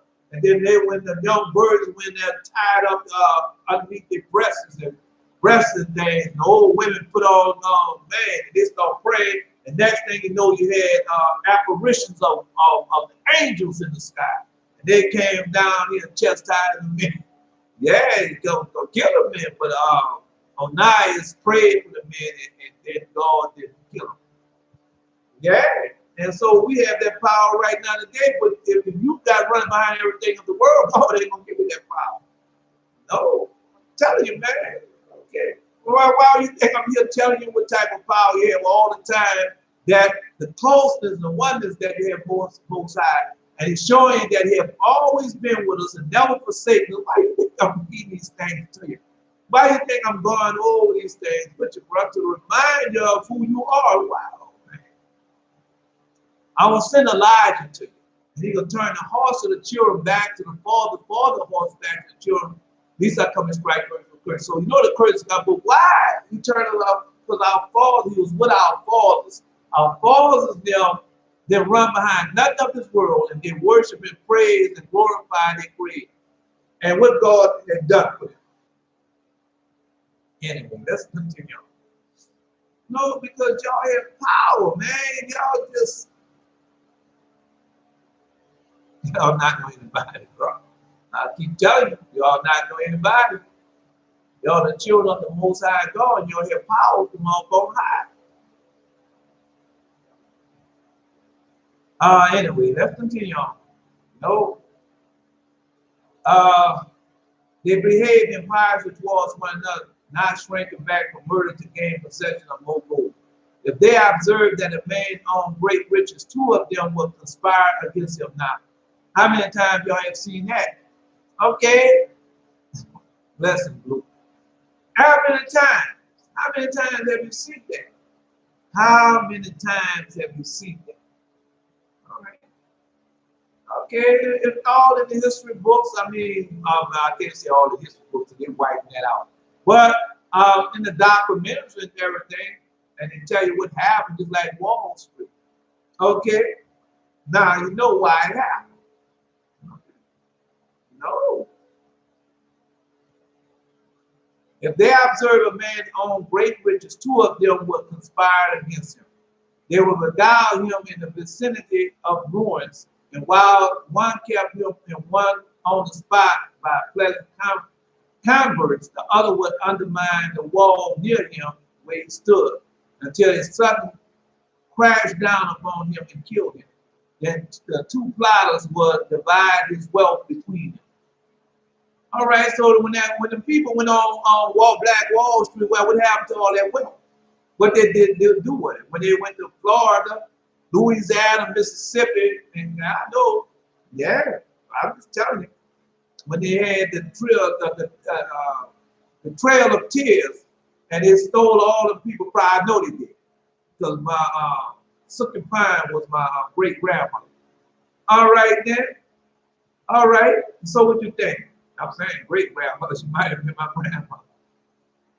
And so she had like what 80,000, 800,000 acres. All right. So what happened to the acreage? Because they took these people and marched these people away on the Tears of Trail. So what happened to all their property, all their belongings, everything that they own? What did they do with it? See? All right. No, they have. You know 2 things. Every treaty that they made with the Native American, my dad's and their people, they broke. Every contract they made with every contract they made with Black America, with Israel, they broke. All right. And so you're going to continue on trusting these people because, we got a vaccine now, and we want to pump you up with it. And you're going to trust these people? Another no, because I told you in the dream. I told you in the dream when I went in the house. And I was waiting on this man, and he came, and he had a needle in his hand. He took his needle in his hand and put it through his thumb. And now when he put it through his thumb, I thought I was going to see blood. I thought I was going to be praying. No, if I'm not mistaken, he might have put it in my thumb. But anyway, and he didn't feel nothing. I said, nice trick. So you know that was a trick that they was going to be pulling. Hey, come on, bro. All right. Well, y'all wait on because it's going to change real fast, real soon. I was telling a young man, Terrence, I was telling him because he said he took the vaccine, but he's 21 years old and he never been baptized in Jesus' name. So I have to pray upon that because I'm hoping that if I can be the seed that he could, because a lot of now they have heard that message. And hopefully they can get baptized in Jesus' name and Jesus cleanse them. Because God got a remedy for everything. So I'm hoping, brother. Boy, man came today with me and talked about, I was in the hospital, I've seen them people, but I don't care who you see. You don't know that judgment about against these people.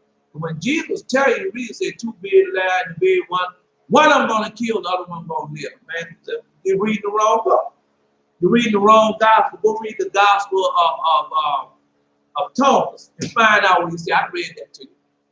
All right, then, because judgment is being brought against these people. You don't know what the people are doing, what type of lifestyle and doing. These people might be lovers of idols, right? So no, if God want to take me out that way, thank Him for it. Bless Him. Bless His name for it. Because all the works of the law of God is righteous. Yeah. All the works of the Lord are exceedingly good. And whatsoever He commanded to be accomplished in due season.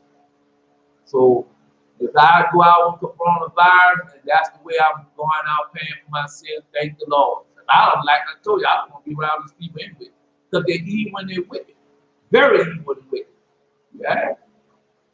Another method of enriching themselves with the property of others was in vogue among them. All right, let's read.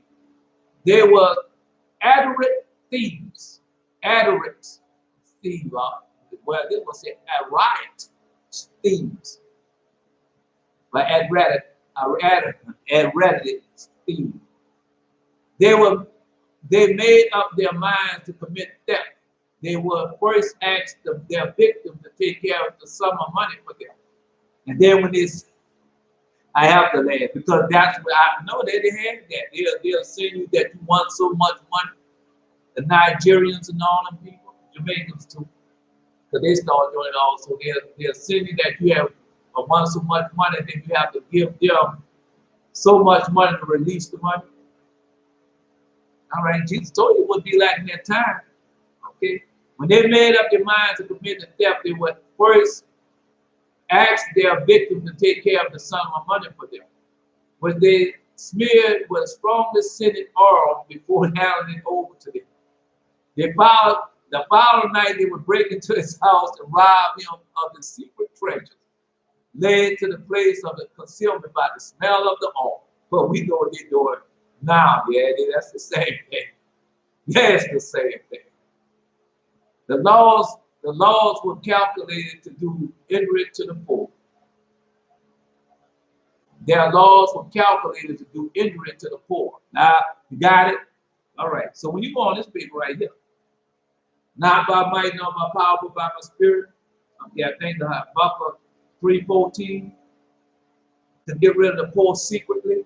That's what they're doing right now. But I mean, it's still the same thing. Right, the law was calculated to injury to the poor. It's not all these laws calculated. Who is the poor people? Who are the poor people? It's not Israel, the poor people. All right. They have been flooding Atlanta today. Oh, yeah. Well, I'm just telling you, as long as, but no. Let me tell you something. A lot of times it can't pass. I don't even mention. I just go it on because I know it's gonna come to pass. But these things happening now for y'all is for to let you know, because God probably gave you a dream of stuff. What these things happen. Probably have. You probably don't remember the dream and stuff. But God wants y'all to get closer to Him. Man, y'all energetic people, man. Tell you, bro. Man, say you can't have your young people, bro. Man, I'm old, man. I gotta go take a nap. I gotta take a nap with some man. Y'all young man, boy, when I was young, boy, I could stay up 2 or 3 days. Yeah, boy, y'all young, y'all can pray all night. And tell you, fast, boy. When I was young, I was fast, boy. Man, boy, when you young boy, you can get all about food. Yeah, I remember praying when I was a little kid. I had to remember, did I eat today? And then come find out I haven't eaten in 2 days. Because you be too busy, you little boys, you out there playing with your friends. I live in the projects, they call it projects, farming complex, they call it projects. And you get out there playing with your friends and everything, boy, next thing you know it's nighttime, you go there, go straight to bed. Wake up in the morning, in the summertime, wake up in the morning, go straight playing again. But they're there. Around here too, in the neighborhood, the same thing. You out there playing football all day long. We had no games, and all that foolishness. We had to get out there. And you play, you come in, and next thing you know, guard is straight to bed. Ball to bed. Mama might come down and hit you. Get up and take a bath, boy, before you get him. Tell him. Yeah. But anyway, let's continue on. This is about y'all, man. This is about God wanting y'all to understand that the power that He has been given us, and the power that He has given Israel all over the world. And now we know that the chastisement of these people has begun. So what I told you, and I'll tell you again, the Lord God, when you go to this book right here, the prophets of Father Abraham, I tell you 2 things. The ungodly and the righteous are going to be growing up at the same time, just like Jesus said. Jesus said that, no, the righteous going to be growing up even in what? Troublous times. And so that's where you're at now. But you have power from up on high. Man, I tell you, try your power, bro. Try the Spirit. Try it, bro. That is your power. Try it. And then get closer and closer to your prayer. Man, if I didn't even know how to pray. No, because I used to pray and everything, but when I came to burn the frankincense and myrrh, and so when I was down there, and I had put my knee on a piece of the myrrh, and that's all. That old lady said, don't you move that. Stood on the side of me and said, close your eyes and don't move and pray. He taught me how to pray. That old angel stood up on the side of me. And that's what I'm telling you, bro. Anyway, no, man, I often tell you this here. I tell you the same thing over and over again. I had to get rid of that Christianity and get rid of searching for the perfect religion, searching for the perfect denomination, perfect church. I had to get rid of all that. And then after I got rid of all that, I went to the Most High and I prayed. I started praying and telling him how I had sinned and forgive me because I had sinned against him and heaven because he was my creator. And after I did everything what King David did. And I started confessing the sin, all the sins I knew from the time I was a little child doing even until the time I became an adult. All right, then. So after I did that, then he started trying, to keep the Holy Covenant. And the more I start keeping the Holy Covenant, the more he start blessing me. The more I start obeying his voice and seeing things I start doing, then he start blessing me. The more he start strengthening me. And so now when somebody tells me, well, I'm going to do this, and this going to happen to you, I say, well, go ahead, do as you please. Because I have holy angels around me, and the holy angels, just like this morning, when I was about to go out on the bus. All right. And so, yeah, I haven't been out there so long, and so I was looking for one of these face masks. You have All right, and so I had one say, well, this is good enough. And so the next day I looked on the counter and I had a brand new one, like, you know, a really good one right there. And I said, I know I didn't put that there. But then my holy angel put it there. I'm telling you, brother, angels are with y'all, man. Angels love to serve man. They do. They really love to serve man. Long as he being obedient and righteous. I went over there. I got the time it got short. When you go read the shepherd of harvest, no, I can't say shepherd. When you go read the vision of Paul. So when you go read the vision of Paul, it tells you about the angels. And the angels, the 3 years, the 5 years, and if he would have been doing righteously, and those angels report back to God, those angels love to serve man. Yes, they do. But they want to serve a righteous man, a holy man, a pious man, so they can, when they go back to make the report to God, they be happy and joyful. And, all right, let me continue. No, these laws, well, we know wherever Israel at, you know, the laws are calculated against Israel to do Israel. When I was a young man, I didn't know none of this. When I used to go to the whorehouse, I looked around and go, ain't nobody else but us. And the judges are all what? Esau, Edomite's children. All right, then you're going to come to, well, we're not prejudiced. That's a lie. Yeah, we're not against y'all. That is a lie. The laws was calculated, because now you see it's written. The laws were calculated to injure to the poor. The richer a man, the more was favored before the law. The richer the man, so that's why you got Branson and Jeff Bezos. They can send those jets, those rocket ships and pollute the air, and nobody's telling them nothing. That's why Joe Biden begging, President Joe Biden, because he is the president, begging for them to do infrastructure. Because they're rich white people and they don't want to pay no money. And then who gonna suffer in the end? They're gonna raise your taxes, they're gonna raise everything, and the poor people gonna pay for it. Israel gonna pay for it. I'm telling you what they're gonna do. I'm reading it to you. The richer the man, the more he was favored by before the law. The owner of 2 oxen was obliged to render 1 day's shepherd's service.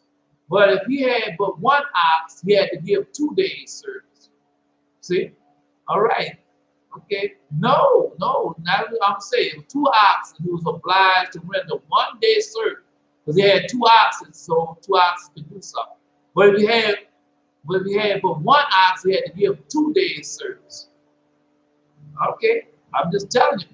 A poor orphan who was thus forced to tend the flocks a longer time than those who were blessed with larger herds, killed all the cattle entrusted to him in order to take revenge upon his oppressors. And he insisted when the skins were assigned that the owners of the 2 heads of cattle should have but 1 skin. But the owner of the 1 head should receive 2 skins. Yeah. In correspondence to the method pursued in assigning the work. For the use of the ferry, a traveler had to pay 4 suzas. But if he waded through the water, he had to pay 8 suzas. Yeah, man, that's how they had it. No, that's how they got it. All right. I'm just letting you know, man. That's in this book right here. All right. No, because I want this book. When you read the letter of Ortiz, you know that this is the book that they had transcribed. But when you go read, when you go read the King James word, you know that Jason put that together. Jason got what the Constantine, Romans, and they put that piece all you mentioned. You should know that by now, bro. All right, anyway. No, that the people got it, man. The people. When I was coming up, yeah, the men had boats. The men had men boats. They go anywhere, and fish for free and everything.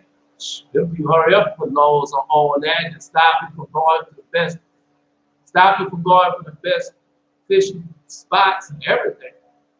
Yeah, that's why you don't see a whole lot of black people when else come up. Yeah, that's why I don't see a whole lot of black men with both, because they go out there and people harass them so bad. But that's the whole thing is to harass you. Like when you go in a certain section of the city, they'll stop you for no reason, harass you so you won't come back that way again. Yeah, you go in a store and they'll follow you all around, you know, because like you live in two parts of the city.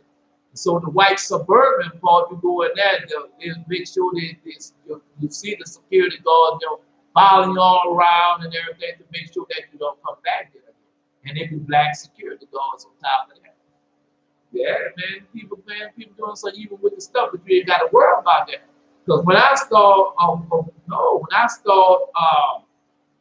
keeping the Holy Covenant's commandments, he started sending me to those songs that King David. And so I started learning those songs and learning how to pray for my enemies. Yeah, and then the next thing I know, I go back there and I don't see them around there no more. No, because God being took care of them. I'm telling you. Yeah, man.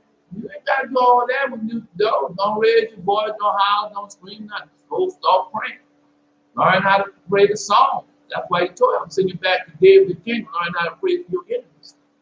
All right, well, you go read Psalms 109 and find out if that's not praying for your enemies.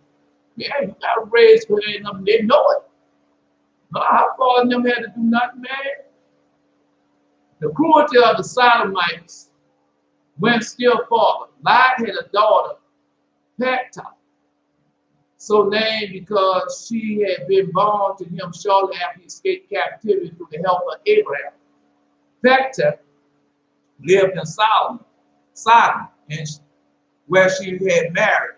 Once a beggar came to town, and the court issued a proclamation that none should give him anything to eat, in order that he might die of starvation.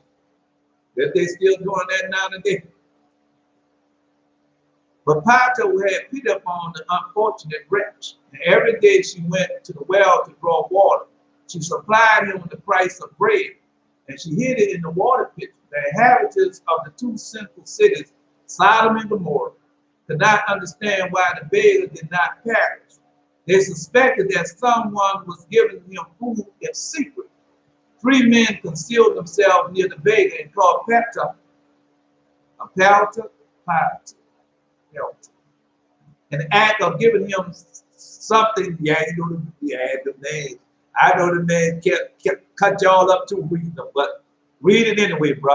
Do the best you can.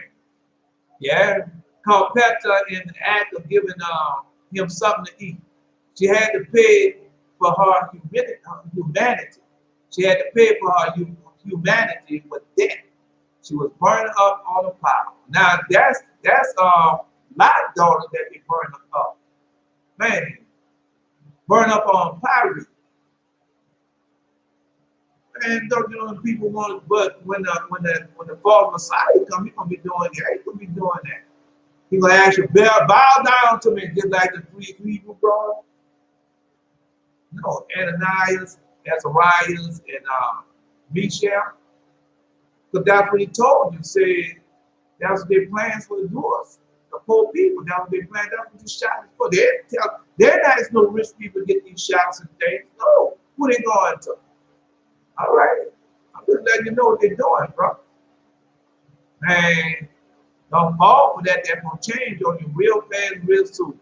And if you have taken these vaccines and stuff under the false pretense and you truly didn't know, I suggest you fall on your knees and pray and ask God to show you what to do. What is the remedy for that? All right, but don't do nothing else after you do it. I'm telling you. All right, you're gonna be held accountable, and accountable is death, the second death.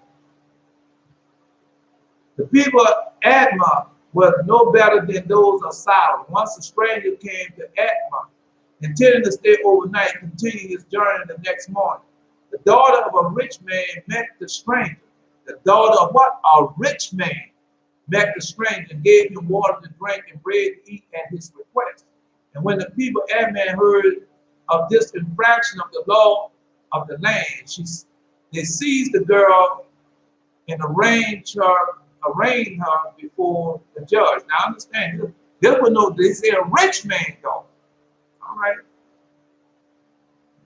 They arraigned her before the judge who condemned her to death. The people smeared her with honey from the top to the toe.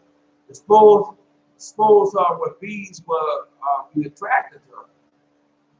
Expose her, say expose her where the bees will be attracted to her. The incense stoned her to death. And the callous people paid no heed to her heart-wrenching cries that it was that God resolved upon the destruction of these sinners. That's when God, yeah. But that's what's going on now. Come on, man. Well, let me read it to you. I know y'all get tired of me reading it to you. I'll read it to you one more time. Yeah, because they don't understand that what they're doing is chastisement for the people for the way they have treated us. Therefore, hear, O Abraham, and see, lo, 7 generations shall go with thee. And they shall go out in a strange land, and they shall enslave them and ill-treat them as it was the hour of the age of ungodliness. So that's where we're at. But the nation whom they shall serve, I will judge. All right. Now, I know you know I ain't finished. But I have to tell you this. Yeah, because that came out ransom. The came out Branson Mountain. The Branson. The one, the virgin man who just went up in outer space with that day. Know what he's saying? Yeah, said this is the beginning of colonizing. Yeah, we're going out of space to colonize outer space. Because that's what he said. That come out. Well, go read it. Go listen to his own. Yeah, go listen to Branson. I think that was yesterday on CBS Evening News. And they asked him about it. All right. And that's what we said, we're going out of space, we're going to colonize outer space. That's the all these colonize. Yeah, that's their plans. I told you, God already know what they're going to do. God going to wear these people out, man. Watch. Yeah, they don't come to their mind no more to colonize nothing. Them spaceships and all that they're building. Boy, when them people turn on, boy, because God going to show why he, man, tell you, even witness going about to pay for every bit of it. Every time, like that mother had to kill that child, God permitted it. Why? Because God gonna kill these people. God is not playing with these people. God gonna punish them. Man, hey man, that's a hurting thing, man, because you owe these people. It ain't just like they don't owe us. They owe us. And then on top of that, like you said, they have it all. And yet you still want to treat us bad? After all we done for you, and you still, man, come on, bro. No, we're not out there. You go in another country, and the way they do us in the United States, you go to any other country, people that picked up weapons of war, and they're going to war. No, I'm just telling you, we ain't like that. Because we got our holy angel, we have the Most High on our side. We ain't got to do that. All we have to do is wait. God gonna take care of it all. Like he said, Jesus said, vengeance is mine, I shall repay. We know the 10 plagues and all of the curses already gone about on these people. We have to get ourselves together so we won't be caught up in the mix when he starts chastising these people. All right? Because he chastised them already started. Yeah. Anyway, let's continue on. Now, what about the people say, oh, you're gonna kill you, why supposed to that? They killing me anyway. Trying to stop them from killing anybody else. Yeah, trying to tell you how to protect yourself. The law about the slaughter. Told you, the 10 plagues. Then he's hoping that they repent. That's why he ain't putting, I told you over there, that's the reason why he don't put all of them on at the same time, hoping that they will repent. But the stubborn, stiff-necked, and rebellious, then you got our people running behind that foolishness. Thank God, oh God, you too good, you ain't gonna do that. That's a lie. If a man kill his own son, what you think he's gonna do to you? Yeah. All right, I'm just letting you know. No, because he's a righteous God. Righteous God. Let me get this last one out. We're going to Joseph. Oh, we're gonna catch up. Yeah, we're gonna catch up. God and Joseph, where Joseph wanted his brother.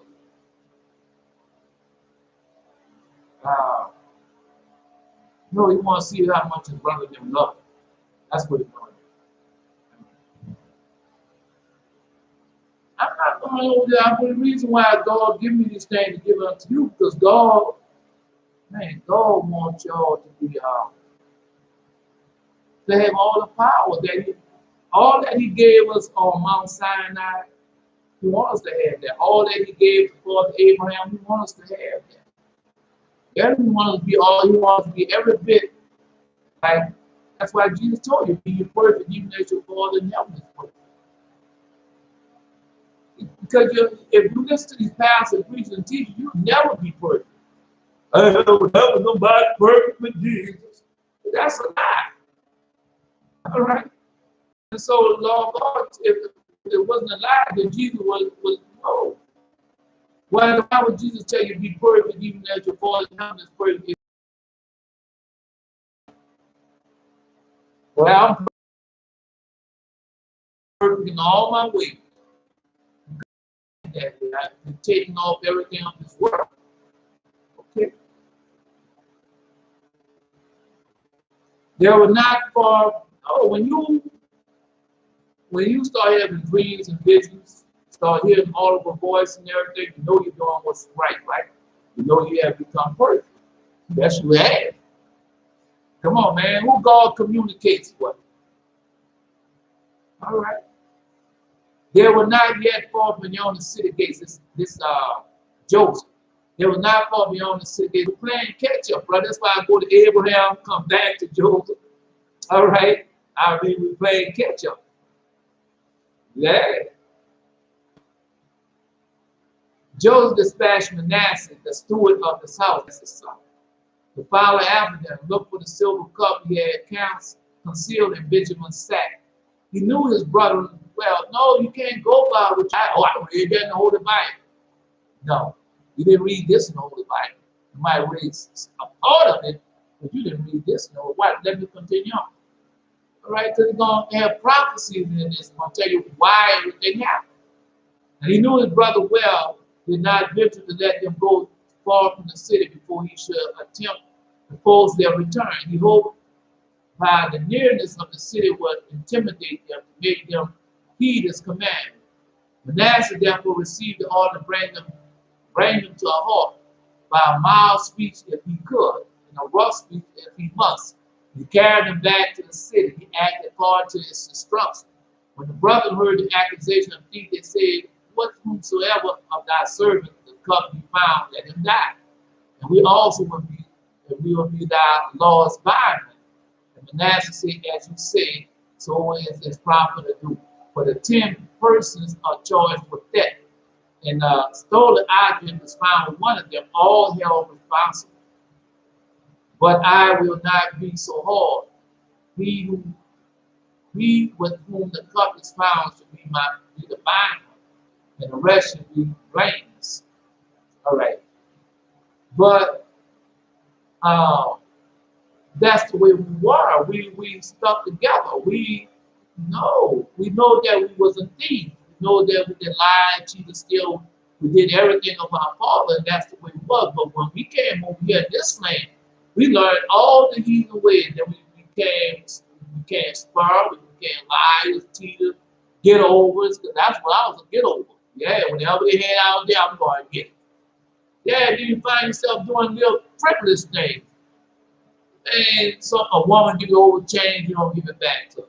A person drop money on the floor, you don't give it back to her. A person put their wallet somewhere else, and you see the wallet, you don't give it back to her. And that's what they become. Okay, but when you start obeying this voice, speak commandments, the person would drop $1 billion now and say, hey, you drop your money, and you go about your business, or you go pick the money up, tap it on your head, and drop this. You see? And so, yeah, when they overchange, say, baby, I gave you too much money here. That's not right. Let me help you count. See, that's what that could, because that little thing you being tried, that little thing that you had took for them, Now you missed out on your blessing that God wanted to bless you with. But Jesus told you, no, if you do it in the least, He'll do it in the great. All right. And so that's what you're being tried and tested, but you don't see that. Man, no, they try to give me all that stuff for senior citizens. No, man, I don't want that. I don't. And well, I depend strictly on both sides. If it don't come from Him, then you don't want me to have it yet. Yeah, because when I ask you for something, I just wait. The next thing you know, you make some way for me to get it. And I'll tell you how I went over there to Israel. All right. No, I was waiting on some money and stuff like that. But what I did was, when the money's come, they want you to take that lump sum of money, might be $6,000, $10,000, $20,000. They want you to go pay the tithes and offer to the church house. And what they gonna do with it? You see? And that going to the pastor, the preacher, the teacher, and that what gets to the people, the poor people, they'll never see it. Yeah, that was the Lord God had to teach me that. And so when I get monies like that, I just take and stick it in the bank. And so when the time came, just stuck in the bank, and the Lord God said, well, this is what I want you to do with the money. The next thing you know, I was in Israel. Yeah, Israel. Yeah. So, and then stayed over there, and boy, they wore me out over there. Man, these days they were stealing from me in the hotels and everything. Overcharging me, they did all that, but God had given me so much money and stuff that I didn't even feel it. I didn't even feel it. Yeah. No. When I went to Jamaica, the same way. He had given me so much money to do everything else going to happen. He gave me a bundle of money for this go there and tithes, my regular tithes money. Tithe money. Yeah, and I just went over there and just that's how he is. Tell you, man, you just have to obey his voice, keep his commandments, and get rid of all that foolishness that you learned over the years from your fathers and moms and all them people. Man, get rid of all that, bro. Tell you, you're gonna be blessed. You're gonna be blessed. You're gonna be tried, but at the end, God gonna bless you so tremendously. Man, yeah. He searched all the sacks and all of that, in order not to excite the suspicion to know where the cup was. He began at Reuben. The elders and left off at Benjamin. The youngest, and the cup was found in Benjamin's sack. In the rage, his brother shouted at Benjamin, "Oh, thou thief, son of a thief! Thy mother brought shame upon our father by her thievery, and now thou bringest the shame upon us." But he replied, "Is this matter as evil as the matter of the kid of goats, and the deed of the brother that sold their own brother into slavery?" Yeah, that was Benjamin, man. Benjamin, Benjamin already knew the roots. Yeah. And their fear and vexation, the brother rent their clothes, and God paid them in their own coin. That's what it said. God paid them in their own coin. They had caused Jacob to tear his clothes and his garments. Man, Jacob to tear his clothes and his grief over Joseph. And now they were made to do the same on account of their own troubles. Now, I'm not stopping there. Because that's what you don't understand. So when you go read these 10 plagues, yeah, go read these 10 plagues. And when you read the 10 plagues, you see that's everything they have done unto us while we was in bondage, while we was in the slavery. Yeah, everything they have done to us while we was in slavery, God will make them pay for it. Yeah, because when we was in them both, we was in great distress, right? Then, yes, they sent us out to the many different cities. They did not. All right, then, no, destruction of pestilent animals. We had to sleep with the animals. Whatever the animals went through, we had to go through, all right? The hunger of the world and of his people.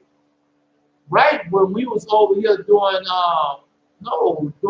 stock market crash, and we had to eat the entrails and everything. That's why we eat chitlins and stuff right now today.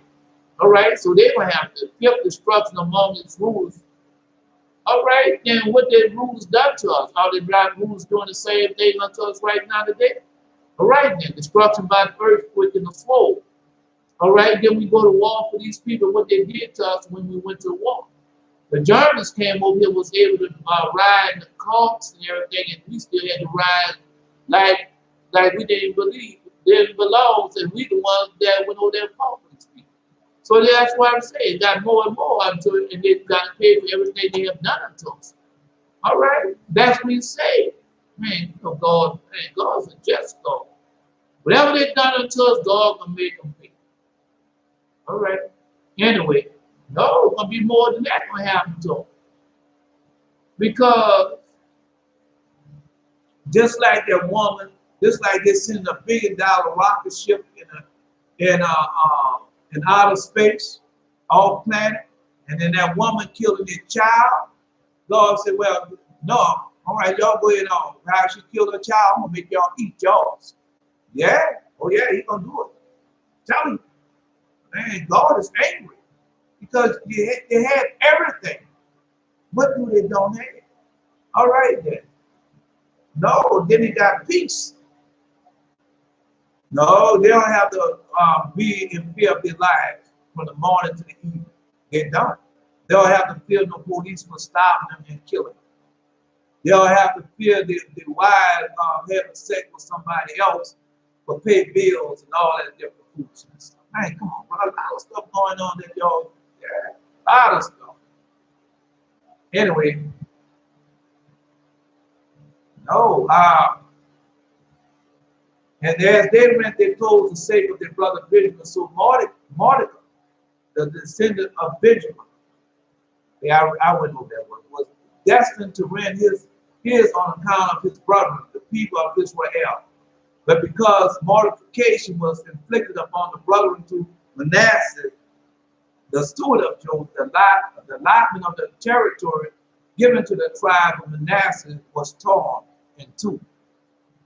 Yeah, because no, Manasseh made them do that, and so he took and torn the tribe in two. Manasseh tribe was torn in two.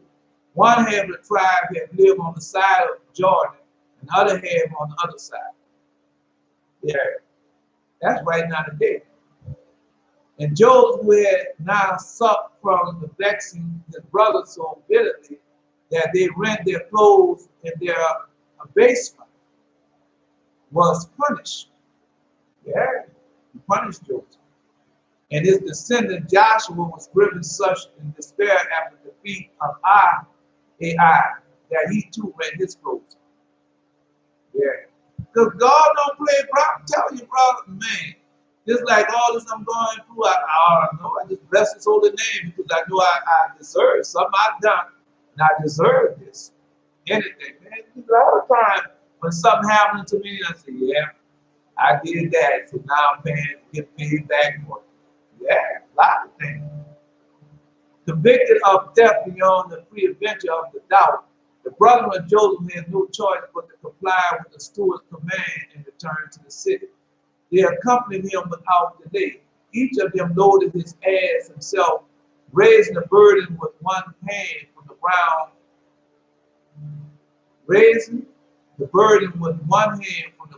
to the back of the beast.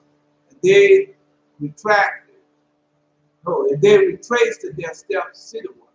And they walked in great Benjamin roughly on the shoulder, saying, "O thou thief, son of a thief, thou hast brought the same shame upon us that thy mother brought upon our father. Benjamin bore the blows and abusive words, and patient and silent, but he was rewarded for humility, for submitting the blows upon his shoulders, God appointed that his sheepnut should dwell between his shoulders. And he also called him the beloved of the Lord." But when you go read, no, he tell you, when you go read the Testament of the 12 page, I don't care what book you go read. And when our father Benjamin died, my father Benjamin told him, say, "I don't leave y'all gold and silver as an inheritance, but I leave you the word of God." And I'm telling you, that's what he did for us. All our fathers blessed, they didn't just bless one tribe, they blessed all, they blessed their own tribe, and they blessed all the rest of the tribes. That's what they did. No. Let's see. So then we say, And when he has Benjamin inheritance to his son, and when he has said these things, he said unto them, know ye therefore, my children, that I am dying. Do ye therefore truth each one to his neighbor, and keep the law of the Lord and his commandments. That's where he left us. But these things do I leave you instead of inheritance. Boy, what a great inheritance he left us, boy. Yeah. Do ye also therefore give them to your children for an everlasting possession? For so did both Abraham and Isaac and Jacob. Yeah. For all these things he gave us for an inheritance, saying, keep the commandments of God until the Lord shall reveal his salvation to all Gentiles. And then you shall see Enoch, Noah, and Shem, and Abraham, Isaac, and Jacob rising on the right hand in gladness. Then shall we also rise, each one over our tribe, worshiping the King of heaven, who appeared upon earth in the form of a man in humility. And as many as believe on him on earth shall rejoice with him. Then also all men shall raise, some unto glory and some unto shame. That's the resurrection. And the Lord shall judge Israel first for their unrighteousness. So we're going to get judged first for our unrighteousness. For when he appeared as God in the flesh to deliver them, they believed him not. Then shall he judge all the Gentiles, and men believe him not when he appeared upon earth. He shall convict Israel through the chosen ones of the Gentiles. And as he reproved Esau through the Midianite, who deceived their brothers, so they fell into fornication and idolatry. And they was alienated from God, becoming therefore children and portion of them that fear the Lord. And so, because that's what they had going on. That's why they put all this stuff on television and got people on YouTube and Facebook to be sending you all that pornography and everything, because that's the same thing. Keep you in fornication and adultery, and you never receive your blessing. That's how we have to defeat ourselves. I read that to you in the book of Judah. Only time when Israel get defeated is when they forsake the law of the Lord. We start worshiping idols and doing things that they're not keeping the command. Holy covenant, then anybody can rule over. But once we repent, then immediately, just like he said, when Israel repent, after the kingdom of the enemy immediately come to the end. Okay, well, anyway. No, because God,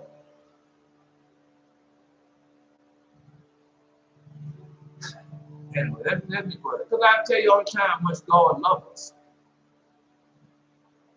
Because he don't just say that he loves us, he shows us that he loves us. All right. So God appointed that the sheepnut should dwell between the shoulders. And he also called him beloved of the Lord. Joseph's brother returned to the city without fear, though it was a great metropolis, and their eyes it appeared but a hamlet of 10 persons, which they could wipe out with a turn of a hand. Yeah, that's a man. Our father was powerful, bro. Man, yeah. Man, they could have went through Egypt like nothing. They could have, but they didn't do it because of God. That's why Calvin said, yeah. Though it was a great metropolis, in their eyes appeared for a hamlet of 10 persons, where they could wipe out with a turn of a hand. They were led into the presence of Joseph, contrary to his usual habit, was not holding a session of court in the former on that day. He remained at home, that his brother might not be exposed to shame and public.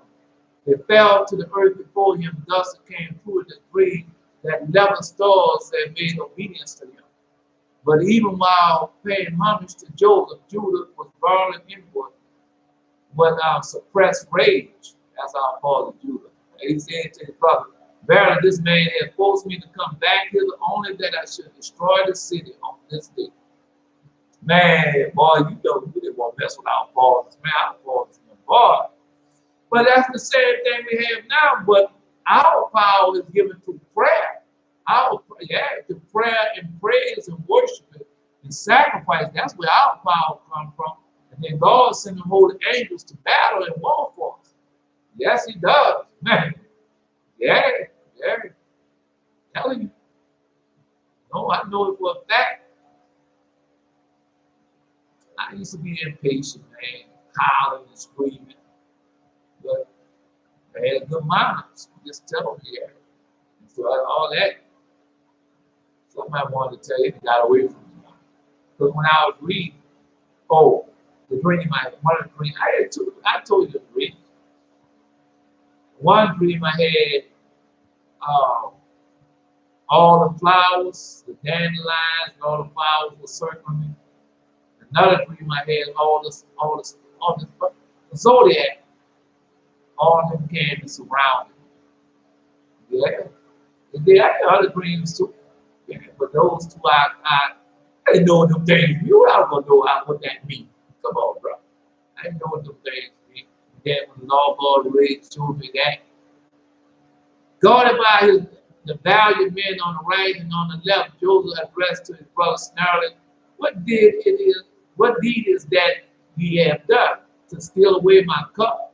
I know well you took it in order to discover what it helps the whereabouts of the brother that had disappeared. That's what he said. He said, when the cup they can discover the whereabouts of the brother where they had disappeared. Judah spoke and he replied, what shall we say unto my Lord concerning the first money that found in the mouth of our sack? What shall we speak concerning the second money that we also was in our sack? How shall we clear ourselves concerning the cup? We cannot acknowledge ourselves guilty, but we know ourselves to be innocent in all these matters. Yet we cannot avow ourselves innocent because God had found out the iniquities of thy servant. Like a creditor that goes about and tries to collect a debt owed to him. The two brothers take care not to enter the house of mirth and festively together. Festively together. That they be not exposed to the evil eye, but we all were caught together in one place by the reason of the sin which we committed in company. Joseph, but if your punishment is full, but if your punishment is for selling Joseph, why should his brother of yours suffer the youngest? He did not, he that had no part in your crime. A thief and his companion are taken together. A thief and a companion are taken together at the cross. And if you could prevail upon yourself and report to your father concerning the brother that had not stolen, how brought no manner of shame upon you, that a wild beast had torn him, you would easily persuade yourself to say to him, it's Joseph telling them, you can easily persuade yourself to say concerning the brother that had stolen and had brought shame upon you. Go against and tell your father, the rope follows after the water bucket. But continued Joseph shaking his purple mantle. God forbid that I should accuse you all of that. Only the youth that stole the cup, in order to bind his brother whereabouts shall remain with me as my binder. But as for you, get you up in peace unto your father. The Holy Spirit called out, great peace have they which love the Lord. The Holy Spirit called out great peace they have which love the Lord. So that's why you study the law of God, because man, I have a peace. I have an unusual peace. Man, I have a peace where, just like all that I see today, and it was, it's people don't obey his voice and keep his commandments. Basically, that's what I saw. But it still gives to you because the pastor and preachers and them were supposed to deliver a certain message, and the people didn't get it. So that's why a lot of people are out there. Yeah, they might have a lot of people that can reject the message, but a lot of people that listen to these pastors and preachers and they have this start. Me too. I was one of those people. I went in that church out and listened to all that foolishness and everything. And next thing you know, I found myself in a situation when them demons was having their way with me. I had no strength. None. Anything I tried to overcome, I couldn't overcome when I went back to the church house. And so the Lord just was to show me, say, man, come out of the book of Revelation, come out of my people, be not partaker of a sin. So when I stopped going to church and everything and started depending upon him and started keeping the Sabbath myself, then he revealed unto me in the book of Isaiah that it was a covenant. I said, oh, that's what it is. That was going on. So I learned how to keep the covenant. He taught me really how to keep the covenant. And so when I started keeping the covenant, then that peace that I had, man, it's a unusual peace. A peace like no other, man. I'm telling you. Yeah. Just like when I dreamed, like, man, I seen that water and stuff coming in. I said, man, I got to hurry up back to the house. But it wasn't no, you know how some say, man, I got to. No, it wasn't like that. It was just like, oh, man, I got to go back. So I had to turn and run back. So that's what I had to do. And so when I see, when I saw the stars falling from the heaven and everything, we were running and say, I say, oh, wait a minute, let this star fall, let this star fall, now let's go. Then the next one will fall, say, wait a minute, let that one fall and go. But I was never frantic. When I see the people shooting me in my vision, in my dreams and vision. No, don't be scared. Just like the last dream vision I had, that man come with that gun, he just came on side, put up the thing, did like that, I just did like this, and turn my head like that, but I said I would stop doing it. Yeah, and so we just, I didn't get up and run and all that. No, I didn't do all that. Because I have a certain peace, man. I don't have to worry about all that. Because I know when I die, where I'm going to that, I'm going to see him, be with him forever. So this stuff here is just, I have to go through this to get to the other side. But I have to do it a certain way. Then the brother all consented to yield to Benjamin to the ruler of Egypt. Only Judah demurred, and he cried out. Now, he said demurred. And he cried out, now it is all over with peace. Now it's all over with peace. And he prepared to use force, if need be, to rescue Benjamin from slavery. Yeah, and there's Judah, man. You know, that's what Judah, man. Joseph dismissed his brother and carried Benjamin off by the main force and locked him up in a chamber. But Judah broke the door open and stood before Joseph with his brother. He determined to use in turn the three means of liberating Benjamin at his disposal. He was prepared to convince Joseph by argument, or more by entreaties, or resort to force in order to accomplish his faith. Thou doest wrong unto us. Thou will this say, I fear God. But thou will say, thou would this say. Did it say? But it's supposed to say, I just going what I read. Thou who didst say, I fear God, thou showest thyself to be like unto Pharaoh, who had no fear of God. The judgment was, well, that's what they are now. People have no fear of God. If they had fear of God, then they would have been done things righteously. Okay, well, you see that they don't have no fear of God. And you're going to take a back seat for a person that has no fear of God? No, I'm just saying.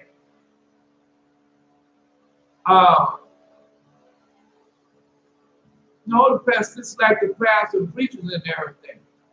They might, no, they might fear God, but they're not serving God. And they're supposed to be what servants of God. And you see all the time, people ain't no fear of God. And people all the time begging for money and everything, and though the judgment still comes, they still will be out there begging for money. People ain't no fear of God, man. He saw you might children.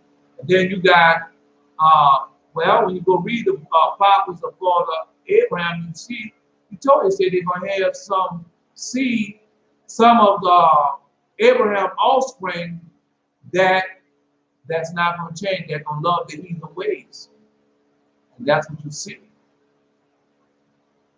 The judgment which thou didst pronounce are not in accordance with our laws, nor are they in accordance with the laws of the nations. According to our law, a thief must pay double the value of what he has stolen, only if he has no money. He is sold into slavery. But if he has the money, he make a double restitution according to the law of the nation. The thief is deprived of all his own. And so, but you know that all the people caught them people stealing all that, and throw them people away in penitentiary for 40 and 50 years. That's what they did. Yeah. No, they just said that if we caught with a weapon, but they don't do that to their people. No, they do that to Israel. Do so, but let him go free.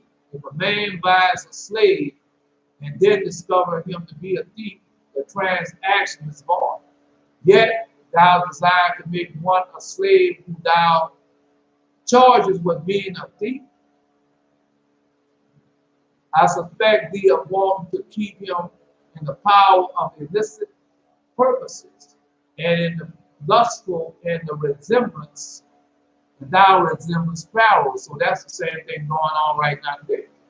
No, because they could easily, they know they're thieves, they know they didn't stole everything from them, they know they could repay, but they're not. Then you say, well, the children say we're going to do this, but that's a lie. No, Jesus told you, say they're not going to do it because these are the children of those that put you in slavery. These are the children that had you in what they call it, Jim Crow laws. These are the children that violated your civil rights. These are the children that was hanging. These are the children, you see? And that's what Jesus told y'all, but it almost. But we have rule over them. Why? Because long we obey his voice, keep his commandment. That is the prophecy. And the prophecy stipulation, long as we live a pious life, nobody can rule over, nobody can take charge over us. Come on, bro. All right. Anyway, you don't see it yet? Okay. No, because this is about y'all. It's not about me.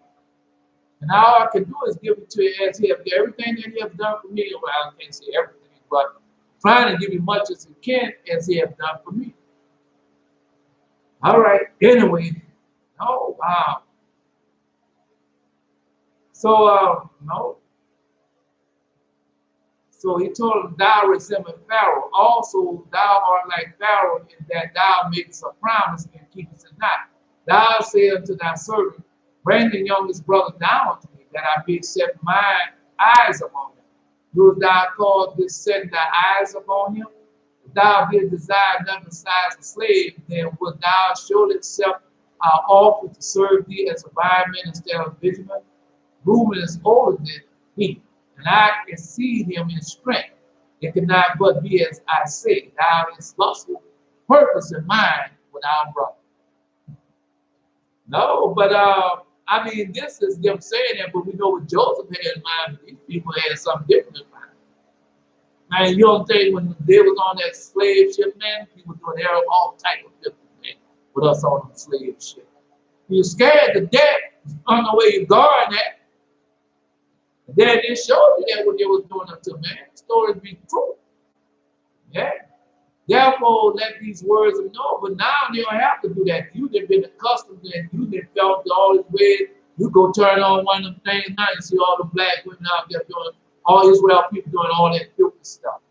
You see all Israel out there begging for money, come on, and partnership. No more than that, when you're on TV, well, we want to your business to grow, come with us, and we're going to help your business. Well, I'm talking about black people. All right, Israel people. Okay, you don't see that? None of them telling you repent and go humble yourself before your creator and let him give you the remedy for what you're doing for the sins that you have committed. They're not telling you to do that. No, they're not. Well, tell me what's one to tell you that. No one on Facebook, YouTube, or wherever you look at. Tell them what's one that is telling you to repent with your whole heart, take all that jewelry and makeup and all that out, get all that idols and stuff out of your house, and then come back. No, and go back and serve your creator in spirit and truth. What's one I'm going to tell you? Now, they can't tell you that and they got a band on their head. No, they can't tell you that they got earrings on their ear. Can't tell you that they got lipstick on their hair, fried and dyed black, like they just been there. No, they can't tell you that. Come on, bro. All right. Just letting you know what they're doing.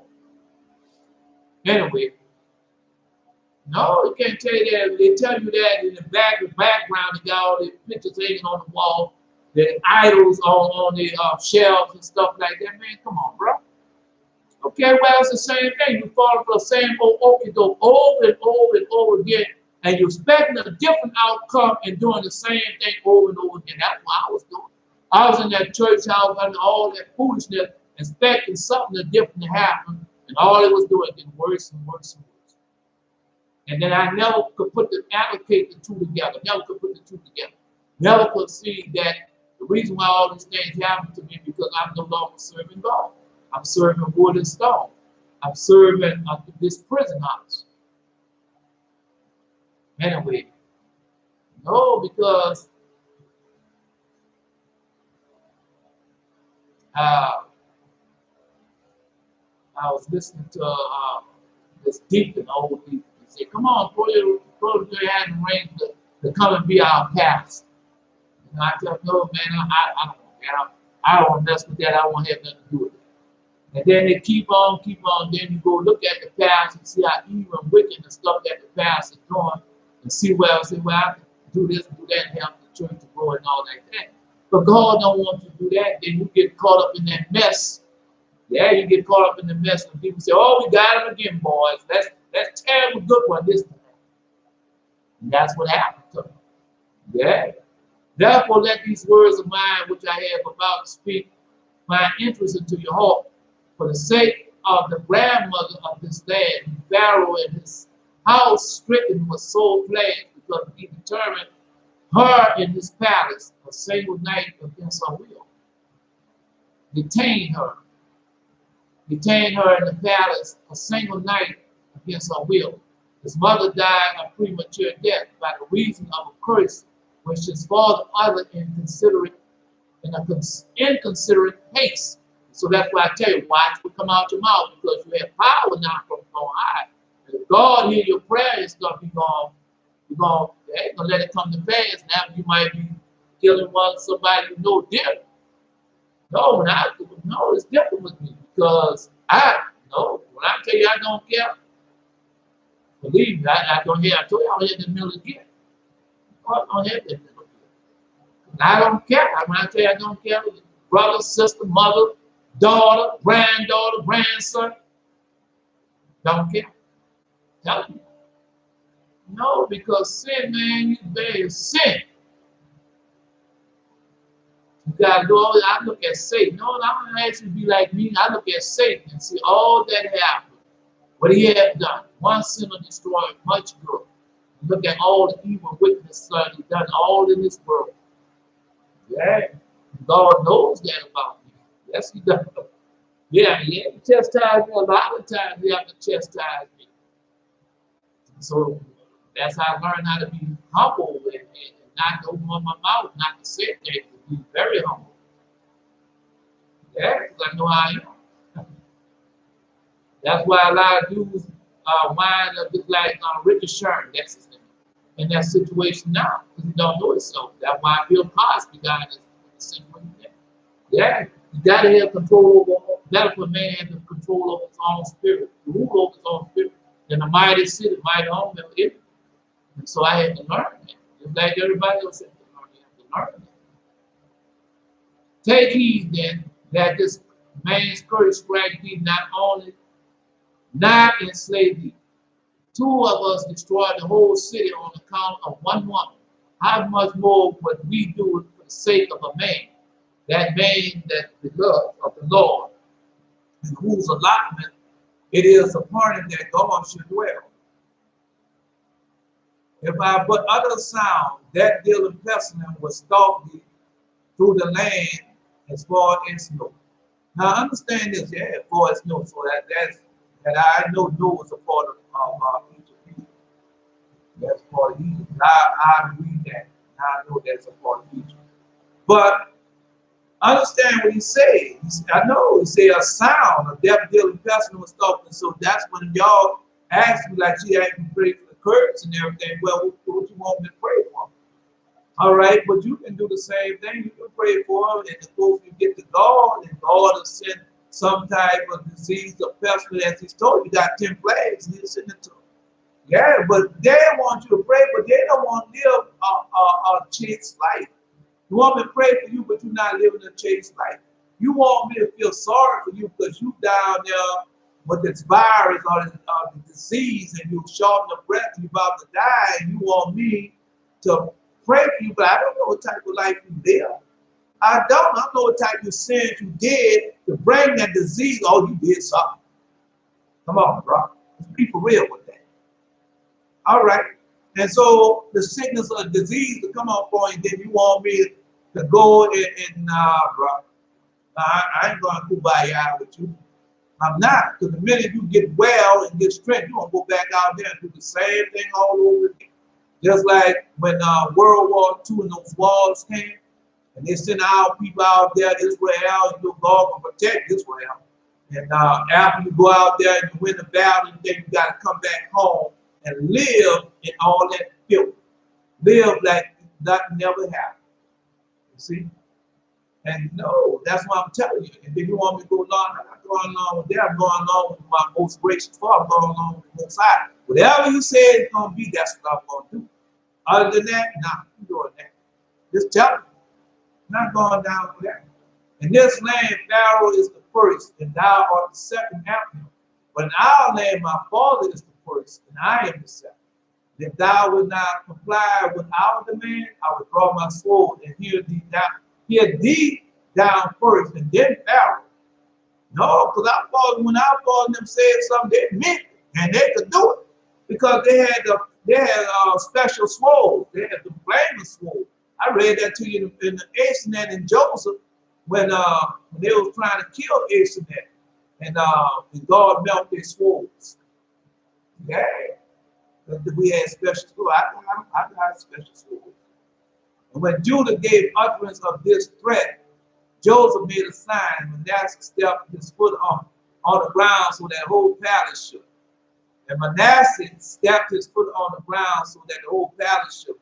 Judah said, only one belonging to our family stamped thus. See, that's the type of power we had.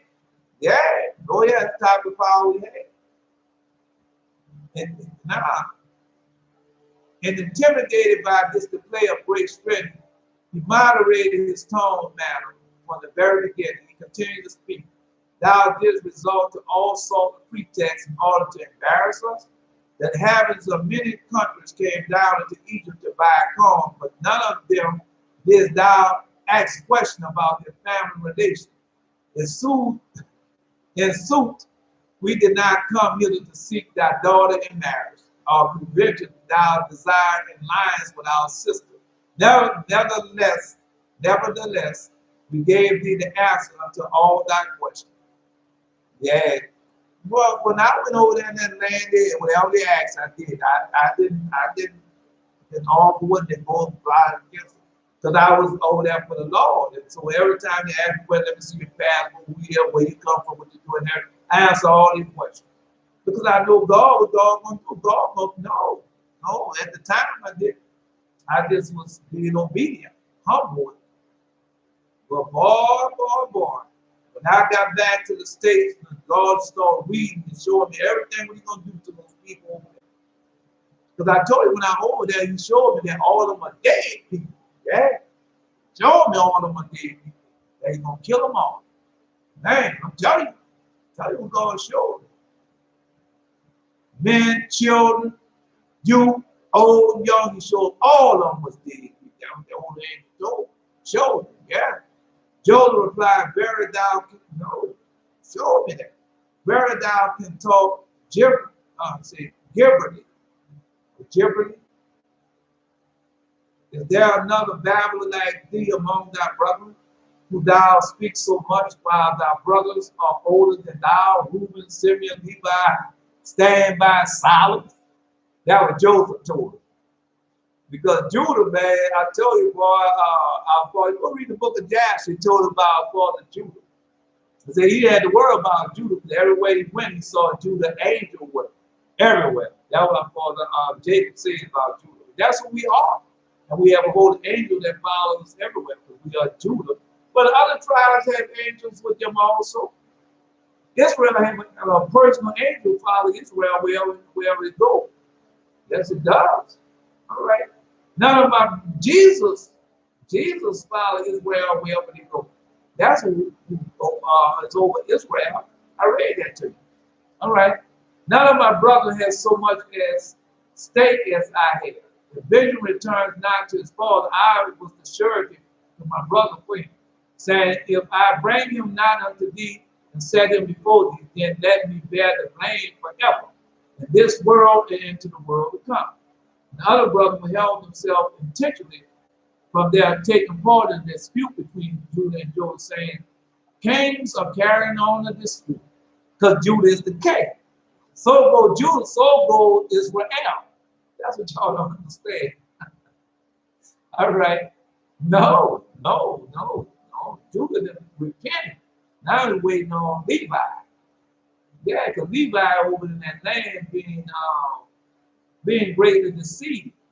Because he think he's a Jew, but he's not. He's Israel. The kings carry on a dispute. Kings are carrying on a dispute, and it's not seeming for us to interfere between them. Even the angel descended from heaven's earth to be a spectator of the combat between Joseph the bull and Judah the lion. I told you it's not the same, bro. That don't read the same in the Holy Bible. That don't read the same in the book of Joshua. Come on, bro. Yeah, man, I love to read this. Because I didn't know. And then we find stuff out and say, man, I didn't know that. Joseph the bull and Judah the lion. And they say it lies in the nature course of things that the bull should fear the lion. But they are two are engaged in equal furious combat. The world gonna feel that. The people gonna fear us, just like Jesus told us. Everybody gonna fear Israel. All the nations gonna fear Israel. When we obey his voice, because that's the prophecy, man. Bro, that's why I tell you, go read Deuteronomy. A Horeb, that's what he's saying. Gonna be all nations fear thee. Yeah. No, the words come out of our mouth, because when we get it right, we all always, just like when we get it right, all we're gonna have to do is say some words, and they know that that's gonna happen immediately. Yeah. And that's what they're gonna start fearing. Man, they have stars falling down. When the people do something, stars immediately gonna start falling down for him. Earth gonna immediately start quaking. Man, I'm telling you, when Jesus said that's gonna happen. Go read. And replied Judah when he explained that his great interest in Benjamin's safety was due to pledge he had given to his father. Joseph spoke, why was thou not assured for that other brother when you sold him for 20 pieces of silver? Then thou didst not regard the sorrow that was inflicted upon thy father. No, that's what he tells. Then the sorrow not inflicted upon thy father. But thou didst say, a wild beast did devour Joseph, and yet Joseph had done no evil. And while Benjamin was has committed theft, therefore go up and say unto thy father, the robe hath followed after thy water bucket. So that's what you want to tell him, but man, you know, you ain't gonna pay that. These words had such effect upon Judah that he broke out in sobs and cried aloud, how should I go up to my father, and the lad be not with me? His outcry reached a distance of 400 songs, and with Husham, the son of Dan, heard it in Canaan. Yeah, that's how far, yeah. Said, Husham, the son of Dan, heard it in Canaan, and jumped into Egypt with a single leap and jarring his voice with Judas. And the whole land was on the point of collapsing from the great noise that it produced. The whole, I'm telling you, bro. Man, tell you.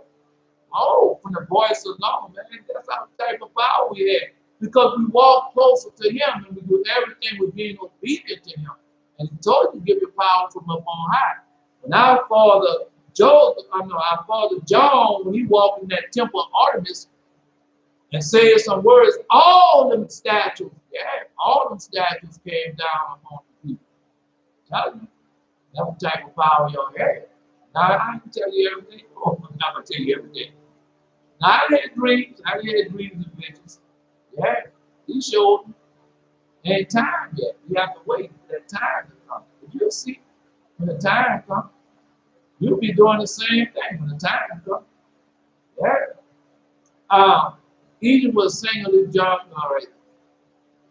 Say the whole land was on point of collapsing from the great noise that produced. Joseph's valiant men lost their teeth in the city of Pethor, and Ramesses was destroyed. From their voices. Man, our people was powerful, bro. Yeah. And they remained in ruins till the Israelites built them up again under the taskmaster. So that's what happened. Yeah, when we was in slavery, we built them back up. We had to. We didn't want to destroy them. Yeah, that's how God operates. People don't understand how God operates. And also, Judah's brother, who had kept quiet until that moment, fell into a rage and stomped on the ground and their feet until it looked as though the deep barrels had been torn by a plowshare. And Judah addressed his brother, be brave, demand yourselves as men, or demean yourselves as men, and let each one of you show his heroism. For the circumstance demand that we do our best. They'll get ready to go to war there. And man, you watch. No, I already told y'all what y'all have to do. Y'all not paying attention. No, but you got to be holy and righteous and pious in all your ways and all your doings. You can't be faking with this. No, you can't say, well, this is my chain. It costs so much. I can't give this up. And then you're going to lose all your power. You got to look at that chain and say, man, don't mean nothing to me. It's an idol. I don't have nothing to do with it. And then God look at that and say, yeah, he's ready. Give him his power. I'm just telling you. And they resolved to destroy Mizraim and the city of Egypt. And Judah said, I will raise my voice and when it destroyed Egypt. Reuben, I will raise my arm and crush it out of existence. Simeon, yeah, boy, Simeon. I will raise my hand and lay it to waste its palaces. Levi, I will draw my sword and say the inhabitants of Egypt. Issachar, I will make the land like unto Sodom. Zebulun, like unto Gomorrah, where I rent it. Dan, I will reduce it to a desert. They ain't get ready to go to war. Then Judah turned rage began to show signs of breaking out. His eyes and shed tears of blood. His hair above his heart grew to a stiff that it pierced the rent. Yeah, it said the hairs above his heart grew stiff that it pierced and rent the 5 garments on which he was clothed. There were 5 garments. He got mad and all that pierced out. He's ready. He was ready to do that. Man, you ain't getting this in because the people don't want to know who you are and what type of power you have. Long you obey his voice and keep his commandments. And this power will come to us to our all ages because we are descendants of these people, man. Israel is a covenant people. It's a covenant nation. They are a nation of inheritance. And all, I just been reading that to you. When our father Benjamin said, I don't need no silver and gold as the inheritance, but the inheritance I leave unto you, the same inheritance of our father Abraham, Isaac, Jacob. All right there. So that's our inheritance. But we won't know. You came to the land of Eden, and they told us to run behind everything for what our Creator left. The power that our Creator left, you're not running behind it. No, that's why they got you running behind. Oh, buy my book, buy my CD. Come partnership with me. Look at this video and see this whore doing this here. Come on, bro. And then when you wake up, come on to the church house, come on join Christianity, Islam, Buddhist, whatever denomination or whatever religion you had, there you strip up all the power. You have the power of nothing. And then people can do as they please with you. But you can't blame them because you're the one running behind them. They're running behind your Creator. Come on, bro. Anyway, let's continue. No, so stiff that it appears to rent 5 garments in which he was clothed, and took brass rods, bit them in with his teeth, and spat them out as fine powder. That's our brother. That's our father. That's all of our father, but that's our father, Jew. And when Joseph observed this sign, fear befell him in order to show that he too was a man of extraordinary strength. He pushed his foot against the marble pedestal above he sat and broke it into splinters. Judah's plan This is one is a hero equal to myself. Then he tried to draw his sword from his scabbard in order to slay Job, but the weapon could not be made to budge. And Judah was convinced thereby that his adversary was a God-fearing man, and addressed himself to the task of bidding him to that vision would go free, but he remained inexorable. Judah did say, inexorable.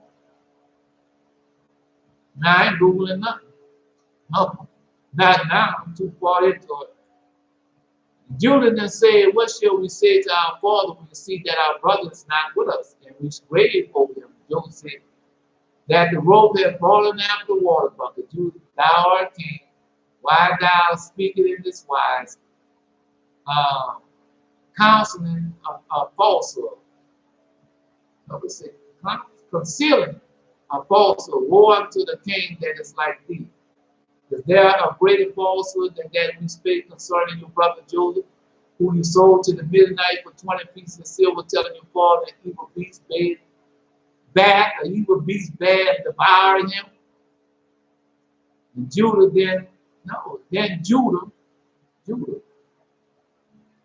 Judah, the fire of shipskin burning in my heart. Now will I burn all thy land with fire. Job, surely the fire can be burned. Tamar. There you go to Tamar. You go and get deep into it. Remember Tamar. Come on, bro. Tamar. Thy daughter-in-law who thou did kill thy sons, as well as things the fire of sheep.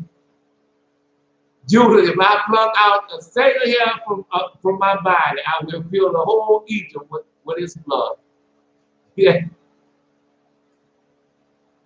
Because they war. They about to go to war, bro. Job, such is your custom to do. Thus you did to your brother whom you sold, and then you dipped his coat in blood and brought it to your father and said, an evil beast that devoured him, and here is his blood.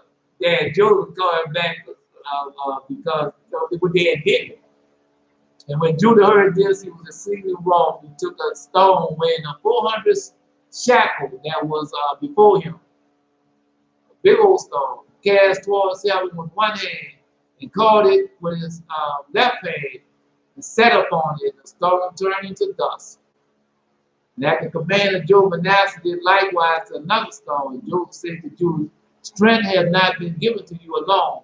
We also are powerful men. Why then will you all boast before us? Then Judah set Naphtali for saying, go and count all the streets of the city of Egypt, and come and tell me the number. But Simeon interposed, saying, let not this thing trouble you. I will go on the mountain and take up one huge stone from the mountain and throw it over the whole of Mizraim in the city of Egypt and kill all that in. That's Simeon. Man, they could do that. Man, was powerful. Then they had God on the side. Man, come on, bro. All these words which they spake aloud because they did not know that he understood Hebrew. Joseph bade his son Manasseh bake haste to give together all the inhabitants of Egypt, all the valiant men, let them come to him on horseback and on foot. Meantime, Naphtali had gone quickly to execute Judah bidding, and he was swift as a number horse. He could run across a field of corn without breaking the ear. Right? Man, our people, you got people our people still can do that, man. What do you think people kept y'all out of baseball, football, basketball, that for so long? They knew eventually they had to succumb to it, but no, they know that y'all are more powerful than them. In every way, we are more powerful than these people. That's why God sent out to these people, because we are more powerful than them. That was the prophecy. The prophecy was that the younger would serve the elder, and the elder would serve the younger. That's after the switch. All right. Then after that, go read it. It was two different prophecies. But in the end, they had it that the elder would serve the younger, because we became the elder. So we started serving Esau's children, because Esau became the younger. And the stronger would serve the weaker. So we are the stronger and they are the weaker, because we serve the Most High. And nothing is more stronger than God. Nothing more stronger than the word of God. Nothing was stronger than the law, because all that is of God. And so, yeah, and so that was the prophecy. Okay, but what we did, the stipulation that our father Jacob put on the prophet, as long as we become, as long as we be pious, that nobody could rule over us, but we stop being pious. Yeah, we disobeyed the covenant. And that's why we're in the situation. But there's another prophecy. The minute that we repent, then we will be restored. The blessings will immediately overtake the curses. You got to know the prophecy. And so right now, the blessings are overtaking the curses because we obey his voice, we keep his commandments. So all this power and stuff that is coming back onto us. All we have to do, that's why he tell you, I'm going to turn your hearts back to David the king. So when you go read the book of Psalms, you go read the book of Psalms, it teaches you how to pray for our enemies. And then these things will come to pass. I can tell you more than that, but I'm not allowed to. Not right now, anyway.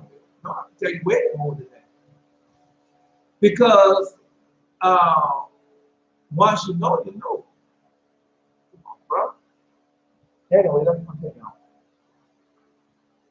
All right. Anyway, let's continue on. So, number hard, he could run across the field of corn without breaking a hip. In return, reported that the city was divided into 12 quarters. Judah bade his brother to destroy the city. He himself undertook the raised 3 quarters. And he assigned the 9 remaining quarters to the other 1 quarter each. In the meantime, Manasseh had assembled a great army, 500 mounted men and 10,000 on foot.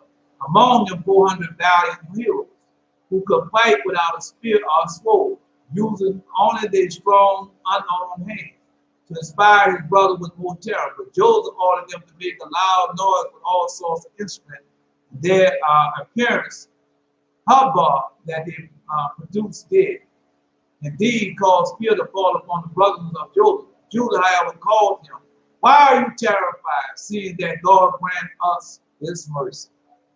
That's why we that's why I tell you, God has granted us his mercy. And y'all been, yeah, because you run out there and say, "Oh, I'm gonna take a vaccine, I'm gonna die, I'm gonna take a vaccine, oh, I'm gonna be sick." That's not of God. And that's not of Israel. That's all the works of the devil. Every bit of it. Tell you. Yeah. No, I'm just telling you. The devil don't come around me. No. I ain't gonna come around me. Last time I seen him, he had transformed himself and God had put him under my feet. He couldn't move. Now I told you that. I woke up in the middle of the night and he was under my feet. And I looked over and I saw that my lamp had a burning lamp, the burning lamp wasn't dancing. It was going straight up. And straight up, that's how it was going. It wasn't dancing, it was going straight up in a little beam. And then I signaled under my foot, and I looked at him, he looked at me. Now he had transformed himself into a man. I don't know what he was coming to do. But God caught him right there. And so he was mad. He was mad. And I heard him say, "You just worry about Abraham, Isaac, and Joseph, the promise that you had made with them, or the covenant that they had made with them," something like that. Yeah, he was mad. What nothing he could do. What nothing he could do. Man, scared of Satan. That's what they're trying to do. That's what they're trying to make you feel somebody that you have power with. The pastor, preachers, and teachers, that's why they try to always puff up Satan like he's so big and he's so bad. And if he's so big and bad, then why all the disciples, all the apostles have power over him and did as they please with him? If he's so big and bad. See? And that's what they've been doing all this time, trying to get you away from out of your righteousness, your holiness, trying to get you out your strength. Man, y'all some powerful people, bro. Tell you that all the time. Because y'all got the love of God. Is there anything more powerful than the love of God? I mean, we know God is more thing powerful, but is there a more powerful thing than the love of God? God's mercy. Why art thou terrified, seeing that God grants us his mercy? He drew his sword and uttered a wild cry, which threw all the people into consternation, and their disorder flight, many fell over each other and perished. And Judah and his brethren followed after, fleeing the people as far as the house of Pharaoh. Returning to Judah again broke out a loud roar, and the reverberation caused by his cries was so mighty that all the city walls of Egypt and Goshen fell in ruins. Yeah, but we had to build on that. Yeah. The pregnant woman brought forth untimely births, and Pharaoh was flung into his throne. Judah cried and heard at a great distance as far off as Sukkah. And when Pharaoh learned the reason of the mighty uproar, he sent word to Judah that he would have to concede the demands of the Hebrews. Pharaoh said, man, you're going to have to, whatever they want, you will have to give it to them. Else the land will suffer destruction. Thou can't take thy choice. Thou can't take thy choice. The words of Pharaoh. So he had to do it. Between me and the Hebrew, between the Egyptians and the land of the Hebrew, if thou wilt not heed my command, then leave me and go with them into their land. Because Pharaoh knew who he was, but the brothers didn't know. Yeah. No, that's it. That's it for the day. No, you know that's it for the day, man. Come on, bro. Because, yo, man, I can go, man. No, bro. All this, like I tell you this before I cut off, we are a people of inheritance. Everything from our father, Adam, really. Because you got to remember, we was on top of our holy mountain. And Cain and them children was at the bottom of the holy mountain. There was with Satan and all that there, but we up there having power. Because when Satan came and deceived Father Jared, look at the power that he had. When Satan tried to deceive Father Zech, look at the power he had. When Satan killed Father Abel, what power did he have? Come on, bro. And then when it comes to our Father Noah, the power didn't go to the Yepeth and Ham children, it came to the children of Shem. And that's when then the lineage started from Shem, then Abraham, Isaac, and Jacob. But all the righteous and power are in pious seed. So that's the power that we have. Man, y'all just, you don't need me to pray for y'all. Y'all can get together long as, don't give it to anybody. They still go in the house and they still have all those idols, all them idols on there, and they talk about, man, don't go for that. You know a pious person when you see a pious person, you know a pious person, God will say, that's why. Because our father Elijah told us. There he had to break that up. He said, he told him, I ain't going over there with you. Now we'll get there. We'll get there. No, but anyway, man, know who you are. And watch what come out your mouth because you're not going to get invited now. Once you live a pious life, you can't say anything. Because you wind up killing your children, killing your wife, killing your dog, killing your cat. I'm laughing, but that's the truth. That's the truth. Yeah. Because like I said, we are people of inheritance. All that come down to a bro. So, just one question before I leave. I'm just saying, I'm just telling you, asking one little simple question. Okay. When you look at a woman and a husband and wife, or a woman and man that produce a child, you can't see both of them in that child. All right. So you're going to tell me that you can't look at us and see how far we go back into. I look at people right now and say, oh, that's Leah. I can tell that. I say that's Leah's child right there. Daddy should know Leah's child. I said that's Leah. But at one time I didn't know. But now I do say that's Leah's child. Yeah, I can look at him and say, well, you gotta have some of Esau and stuff like that. You can look at it and tell. They look at him and say, well, that's Sarah's child right there. But I can tell him, that's Rebecca's child right there. That's Rachel's child right there. Yeah, you can see it. Yeah, you can see it. I'm just telling you. Yeah, the Lord shows me that type of thing. Lord loves y'all, man. To tell you over that He loves you. He loves you. He loves you and protect you each and every day. Love y'all so much.